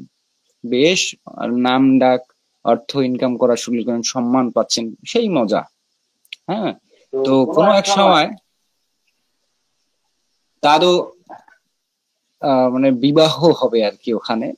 তো তিনি ওই চান্সে তিনি আর এক ব্রাহ্মণের মেয়েকে, যেহেতু তিনি ব্রাহ্মণ টাইটেল, হ্যাঁ, তো ওইভাবে আরেক ব্রাহ্মণের মেয়েকে তিনি বিয়ে করে ফেলছেন। বেশ, ইনিও অনেক খুশি, যাক আমি ছিলাম শীল হয়ে আসছি এখানে, মানে ব্রাহ্মণ হয়ে গেছি, ঠিক আছে। তো বেশ খুশি আর কি, খুশিতে অনেক খুশি। তো কোনো এক সময় এটার একটা প্রশ্নের উদ্ভব ঘটে যে আসলে আমি তো ওনার স্ত্রীকে বলতেছিল বা কাউকে একটু বলতেছিল, মানে আমি সঠিক গল্পটা সম্পূর্ণ মনে নেই, তারপর পয়েন্টটুকু বলতে চাচ্ছি, যে বলতেছিল যে এই যে লোকে যে বলে যাতে জাত মিলে অজাতে জাত মিলে না, এই কথাটা ভুল। কেন ভুল? এই যে দেখো, ধরো আমি ছিলাম শীল, আমি এখন ব্রাহ্মণ হয়ে গেছি, ব্রাহ্মণের বেটিকে বিয়ে করে ফেলছি, তখন এখন ওই মানে যাকে বলছে, যিনি মেয়ে আর কি, ওনার স্ত্রীকে, ব্রাহ্মণের মেয়ে স্ত্রী, আর উনিও বলে যে কথাটা ভুল না, সত্য, কথাটা সত্য, যাতে জাত মিলে অজাতে জাত মিলে না। ওই কেন, তুমি ব্রাহ্মণ না? না আমি আসলে ব্রাহ্মণ না, আমার ওই যে বাবা, ওই যে ব্রাহ্মণ যিনি, উনি আমার পালিত বাবা, কোনো সময় ওই যে শ্রাদ্ধ অনুষ্ঠানে গিয়ে আমাকে রাস্তায় পেয়েছিল, বা শিলের মেয়ে ছিলাম আমি, তো ওখান থেকে আমাকে নিয়ে এসেছিল। তো সেই সূত্রে আমি আর কি ব্রাহ্মণের মেয়ে সবাই চিনি, কিন্তু আমার জাতটা ওইটা। তো এখানে আমি দর্শক শ্রোতাদেরকে আমি বলে রাখি যে দেখেন, যখন আমরা এইরকম এই টাইটেল বা এই যে বর্ণের টাইটেল নিয়ে অহংকার করি, এখানে এই যে ব্যবসা, যারা ধর্ম ব্যবসায়ী মনস্ক, তারা এইটাকে ট্রেন্ড করে বৈষম্য, বর্ণ বৈষম্য সৃষ্টি করেন, প্লাস এটা নিয়ে ব্যবসা করেন। সোজা বাংলায় যে ব্যবসা করেন ধর্মকে ব্যবহার করা, তো ধর্মকে ব্যবহার করে ব্যবসা করার জন্য সুযোগ না পায়, সেই জন্য আমরা সনাতনী সংঘরা এই পিছনে বর্ণের যে চিহ্নটুকু তুলে দিয়েছি। আর শ্রীমৎ ভগবত গীতাতে বারবার উল্লেখ করা আছে ওখানে যে বর্ণ এটা তিনি সৃষ্টি করেছেন, এবং সেটা গুণ ও কর্মের ভিত্তিতে। আমি জানি না এখানে আমার অজানার কোন বিষয়টি থাকলো, তার তিনি কমেন্ট করে বলেছেন। হ্যাঁ, তো আশা করি ধনপতি রয় দাদা এর পরবর্তীতে ওনার যদি মানে সনাতন ধর্মীয় মনস্ক হন, অবশ্যই এখন থেকে উনি শ্রী ব্যবহার করার জন্য আসলে উৎসাহ হবেন, এবং অন্যদেরকেও এই ব্যাপারে উৎসাহিত দিবেন। এবং বাংলাদেশে যে আজকে রাষ্ট্রীয়ভাবে সাংবিধানিক ভাবে আমাদের শ্রী ব্যবহার করার থেকে বিরত রেখেছেন, এই ব্যাপারেও তিনি রাষ্ট্রীয় আন্দোলন করবেন, মানে সামগ্রিক কল্যাণে, সনাতনীদের কল্যাণে তিনি আন্দোলন করবেন আশা রাখছি। তবে রায় এবং এই যে পিছনের অংশটুকুতে আপনি যদি করেন ওই রকমই হবে, যে নাপিত স্থান পরিবর্তন করে গিয়ে ব্রাহ্মণত্ব পেয়ে যাবে। আমি আবারও কথা শুরু করার জন্য আলোচক মহোদয়কে অনুরোধ জানাচ্ছি, আর আমরা অনুষ্ঠান আর বেশি দীর্ঘায়িত করব না, সংক্ষিপ্ত ভাবে সমাপন করার জন্য আমি অনুরোধ জানাচ্ছি শ্রী সুজন কুমার মহাশয়কে, এবং রামেন্দ্র মহাশয় যদি আরো একটি সঙ্গীত পরিবেশনের মাধ্যমে আমাদের অনুষ্ঠানটি সমাপন করেন ভালো লাগবে, একজন শ্রোতা অনুরোধ করেছেন সেই অনুযায়ী। তো যা হোক, আমরা আর অনুষ্ঠান দীর্ঘক্ষণ করবো না, সংক্ষিপ্ত করার জন্য অনুরোধ জানাচ্ছি। সুধীবৃন্দ, আপনাদেরকে আবারও অসংখ্য ধন্যবাদ জানাই, এবং কমেন্টকারী ধনপতি দাদাকে, ওনাকেও অসংখ্য ধন্যবাদ জানাই। তো ওনাকে আমি প্রথমে বলতে চাই যে এত সুন্দর কমেন্ট করে, আমি আসলে অনেকেই আজকে চাচ্ছিলাম যে আসুক, শুধু কমেন্টেই না, আমি আজকে চাচ্ছিলাম যে আমাদের স্টুডিওতেও আসুক, আমরা আজকে অনেকেই যুক্ত করতে ইচ্ছা ছিল আমাদের, যে কথা বলতেন, আমাদের সঙ্গে যুক্ত হইতেন, তারপরে আমরা সেটা করতাম, আজকে আসলে নিয়ে আসতাম। জানি না কেন আপনাদের থেকে আসলেন না, হয়তো বা আপনাদের অনেক তারা ব্যস্ততা থাকতে পারে। তো সুধীবৃন্দ, যে কথাটা বলতে চাই, ধনপতি দাদা নিজের নামের শেষে যে রায় টাইটেলটা ব্যবহার করেছেন, জানেন সেই রায় টাইটেলটার উৎপত্তির প্রকৃত তথ্য? রায় পঞ্চানন আসার আগে রায় পঞ্চানন ঠাকুর, যদি জেনে থাকেন ভালোভাবে, রায় পঞ্চানন ঠাকুর আসার আগে আপনার যারা পূর্বপুরুষ ছিলেন ওনারা 31 দিনে শ্রাদ্ধ করতেন, এটা আপনি জানতেন? আপনি হয়তো জানতেন না। আসলে যে আমারও চুলের স্বভাব, যেমন একটু খাড়া খাড়া চুল, হ্যাঁ, বা এই যে আমাদের যে গঠন প্রণালী, যারা নামের শেষে, আপনি যেমন রায় লেখেন, আমার বাবার নামের শেষেও রায় আছে, আরো অনেকের নামের শেষে রায় আছে, সেটা না, যে যারা আসলে এই যে চুলের বর্ণনা এরকম, বা এই যে আমাদের যে শারীরিক বৈশিষ্ট্য, উত্তর অঞ্চলে দিনাজপুর, লালমনিরহাট, রংপুর, এই অঞ্চলগুলোতে যারা বাংলাদেশের যে মোস্ট অফ দ্য পিপল যারা হিন্দু, তারা আসলে নামের শেষে রায় এবং বর্মন শব্দটি ব্যবহার করে থাকেন। কিন্তু আপনারা জেনে অভিভূত হবেন যে রায় পঞ্চানন ঠাকুর আসার আগ পর্যন্ত এই লোকগুলো আসলে শূদ্র নামে ছিল, শূদ্র নামে খ্যাত ছিল, এবং এনারা 31 দিনে শ্রাদ্ধ করতেন। তো রায় পঞ্চানন ঠাকুর ছিলেন এই যে আমাদেরই মতো একজন মানুষ। আসলে আমাদেরকে বলা হয় কোচ বংশীয়, যেমন কুচবিহারে এখনো সগৌরবে দাঁড়িয়ে আছে যে রাজবাড়ি, উপেন্দ্র নারায়ণ, নিপেন্দ্র নারায়ণ যারা ছিলেন আসলে কুচবিহারে, যারা রাজত্ব করতেন, যাদের একজন আসলে আমি বলতেছি রায় বর্মনদের ইতিহাস কিছুটা বলতেছি, যে চিলা রায়, বিভিন্ন ঐতিহাসিক, বিশ্ববিখ্যাত ঐতিহাসিকরা যে চিলা রায় সম্বন্ধে বলেছিলেন যে নেপোলিয়ন বোনাপার্টের মতো একজন বিখ্যাত যোদ্ধা, বা আলেকজান্ডার দা গ্রেট এর মতো একজন বিখ্যাত যোদ্ধা ছিলেন এই চিলা রায়, যিনি খুঁজে খুঁজে জয় করছিলেন এই যে আমাদের রায় বর্মন লেখা টাইটেল আলা। যখন তাদের রাজত্ব যায় কোনো এক সময় আসলে আমাদেরকে এই জাতিগোষ্ঠীর, এই কোচ জাতীয় গোষ্ঠীর লোকদেরকে শূদ্র বলে পরিগণিত করা হয়তো, ব্রাহ্মণরা আমাদেরকে শূদ্র বলে পরিগণিত করেছেন। সেই জায়গা থেকে আসলে রায় পঞ্চানন ঠাকুর মহাশয় একটা বিশেষ একটা আন্দোলন করেন, আইনি আন্দোলন করেন। তিনি একজন ভালো লয়ার ছিলেন এবং বিভিন্ন কোর্টে কেস করার মাধ্যমে আইনি বিভিন্ন দলিলপত্র আনায়নের মাধ্যমে একটা সমিতি প্রতিষ্ঠা করেন, যার নাম হলো ক্ষত্রিয় সমিতি।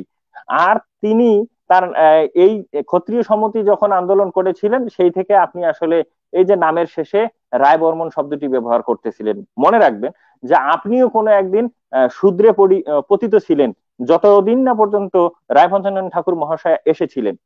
তো এটা নিয়ে আসলে গর্ব করার কিছুই নেই। যদি আসলে আমি আরো একটু বলতে চাই, আসলে অনেক সময় পেরিয়ে গেছে, আমরা হয়তো শেষ করব। যারা নামের শেষে সেন ব্যবহার করেন, খুব খুব আনন্দ সহকারে সেন ব্যবহার করেন, কিন্তু যখন ইতিহাসে পড়ি লক্ষণ সেন ইখতিয়ার উদ্দিন মোহাম্মদ বিন বখতিয়ার খলজির মাত্র কয়েকজন সৈন্য দিকে ভয়ে রাজ্য ছেড়ে পালিয়ে গেলেন, তখন আসলে লজ্জাবোধ হয়। সেন শব্দটি যারা ব্যবহার করেন তারা আসলে লজ্জা পান কিনা জানি না। তো এরকম অনেক ধরনের কথা আছে। আসলে নিজের নামের শেষে এই যে এগুলো ব্যবহার করা না করাই উত্তম। কারণ এক একজনের সাথে আর একজনের যে বৈষম্যতা এই নামগুলো দ্বারাই সৃষ্টি হয়, মানুষে মানুষে ভেদাভেদ সৃষ্টি হয়। আসলে এখন সেই যুগ, সেই বিজ্ঞানের যুগ, আসলে মানুষকে কাউকে পিছনে ফেলার কোনো কারণ নাই। তো আপনি নামের শেষে রায় ব্যবহার করতেছেন, আপনি যারা আসলে সূত্রধরের বংশধরগণও কেউ অনেক বড় বড় ডাক্তার হচ্ছেন, আপনাদেরকে কিন্তু তাকে গিয়ে স্যার বলতে হচ্ছে। তো নামের শিশনে এইরকম ভুয়া, ভুয়া বলবো না সরি, ভালো টাইটেল ব্যবহার করে কোনো লাভ হচ্ছে কি? আপনার সেই নিচু বর্ণের কেন দাস, কোন সূত্রধর, অন্য কেউ যখন বড় বড় পোস্টে যাচ্ছে, যখন সরকারি কর্মচারী হচ্ছে বা অনেক বড় ডাক্তার হচ্ছে, ইঞ্জিনিয়ার হচ্ছে, আমাদেরকে তাকে গিয়ে স্যারই বলতে হচ্ছে। তো নামের শেষে রায় ব্যবহার করার সার্থকতা কি থাকলো? তো ওখানে তো লজ্জাবোধ হওয়া উচিত একজন সূত্রধরকে যখন স্যার বলতে হয়। তো সেই ক্ষেত্রে আমি বলবো যে এমন একটি সময় এসেছে, এমন একটি পরিবেশ এসেছে, নামের শেষে রায়টা ব্যবহার না করাই ভালো। বা আপনি তারপরেও ব্যবহার করতে পারেন আপনার ব্যক্তিগত অভিরুচি, কিন্তু আমরা সনাতনী সংঘের সদস্য হিসেবে আমরা এই টাইটেল গুলো ব্যবহার করতে স্বাচ্ছন্দ্য বোধ করি না। বা আমরা চাই সকলেই একসঙ্গে এক প্ল্যাটফর্মে আসবো, একই সঙ্গে ভগবানের পূজা আরাধনা করবো, সেক্ষেত্রে আমরা নামের শেষে টাইটেল গুলো ব্যবহার করি না। ওম শান্তি। সুপ্রিয় সুধী, আমাদের অনুষ্ঠান এখন সমাপন করব। তো সমাপন করার জন্য আমি রামেন্দ্র মহাশয়কে একটি সঙ্গীত পরিবেশনের আহ্বান জানাচ্ছি। সেই সঙ্গে রামেন্দ্র মহাশয় সঙ্গীত পরিবেশনের পর মঙ্গল কামনা করে অনুষ্ঠানটি সমাপন করবেন। তো আমাদের সঙ্গে যারা যুক্ত ছিলেন শেষ অবধি তাদেরকে অসংখ্য ধন্যবাদ এবং ওম শান্তি। আশা করব আগামীকালও আপনারা আমাদের সঙ্গে যুক্ত থাকবেন। এভাবে চতুর্থ দিন আগামীকাল, এভাবে আমরা 7 দিন ব্যাপী আমাদের অনুষ্ঠানটি চালিয়ে রাখতে চাই। আপনারা অবশ্যই আমাদের সঙ্গে যুক্ত থাকবেন এবং কমেন্ট করবেন, এবং আপনারা যদি আপনাদের মতামত এবং আপনারা আলোচনা করতে চান সেক্ষেত্রে আমাদেরকে আগেই জানিয়ে রাখতে পারেন, অথবা ডেসক্রিপশনে দেওয়া লিঙ্কে ক্লিক করে আমাদের সঙ্গে যুক্ত হতে পারবেন। ধন্যবাদ সবাইকে। শুভরাত্রি। ওম শান্তি। রামেন্দ্র মহাশয়।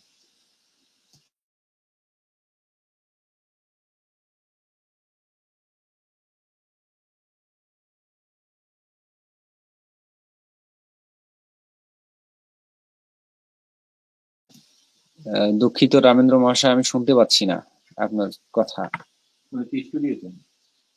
এখন হ্যাঁ হ্যাঁ হ্যাঁ, শোনা যাচ্ছে। আমি স্টুডিওতে আপনাকে যোগ করেছি, এখন শোনা যাচ্ছে, বলেন। আচ্ছা, ধন্যবাদ জানাচ্ছি আলোচক মহাশয়কে, যিনি আমার পাঠে সহযোগিতা করেছিলেন, পাঠে আলোচনা করেছেন।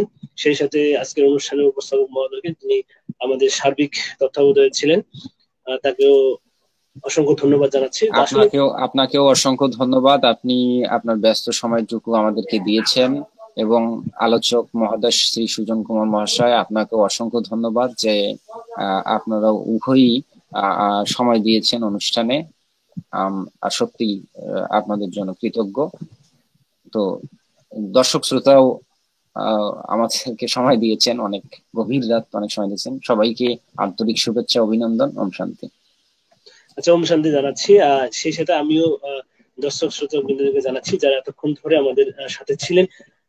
আর এটুকু বলে রাখতে চাই, আমাদের যেহেতু সপ্তাহ ব্যাপী আছে, এর পরবর্তী অনুষ্ঠানগুলো তো ঠিক একই সময়ে অর্থাৎ রাত 12টায় আমাদের বাকি দিনগুলোতেও ভাগবত পাঠে বিভিন্ন জন যুক্ত থাকবেন।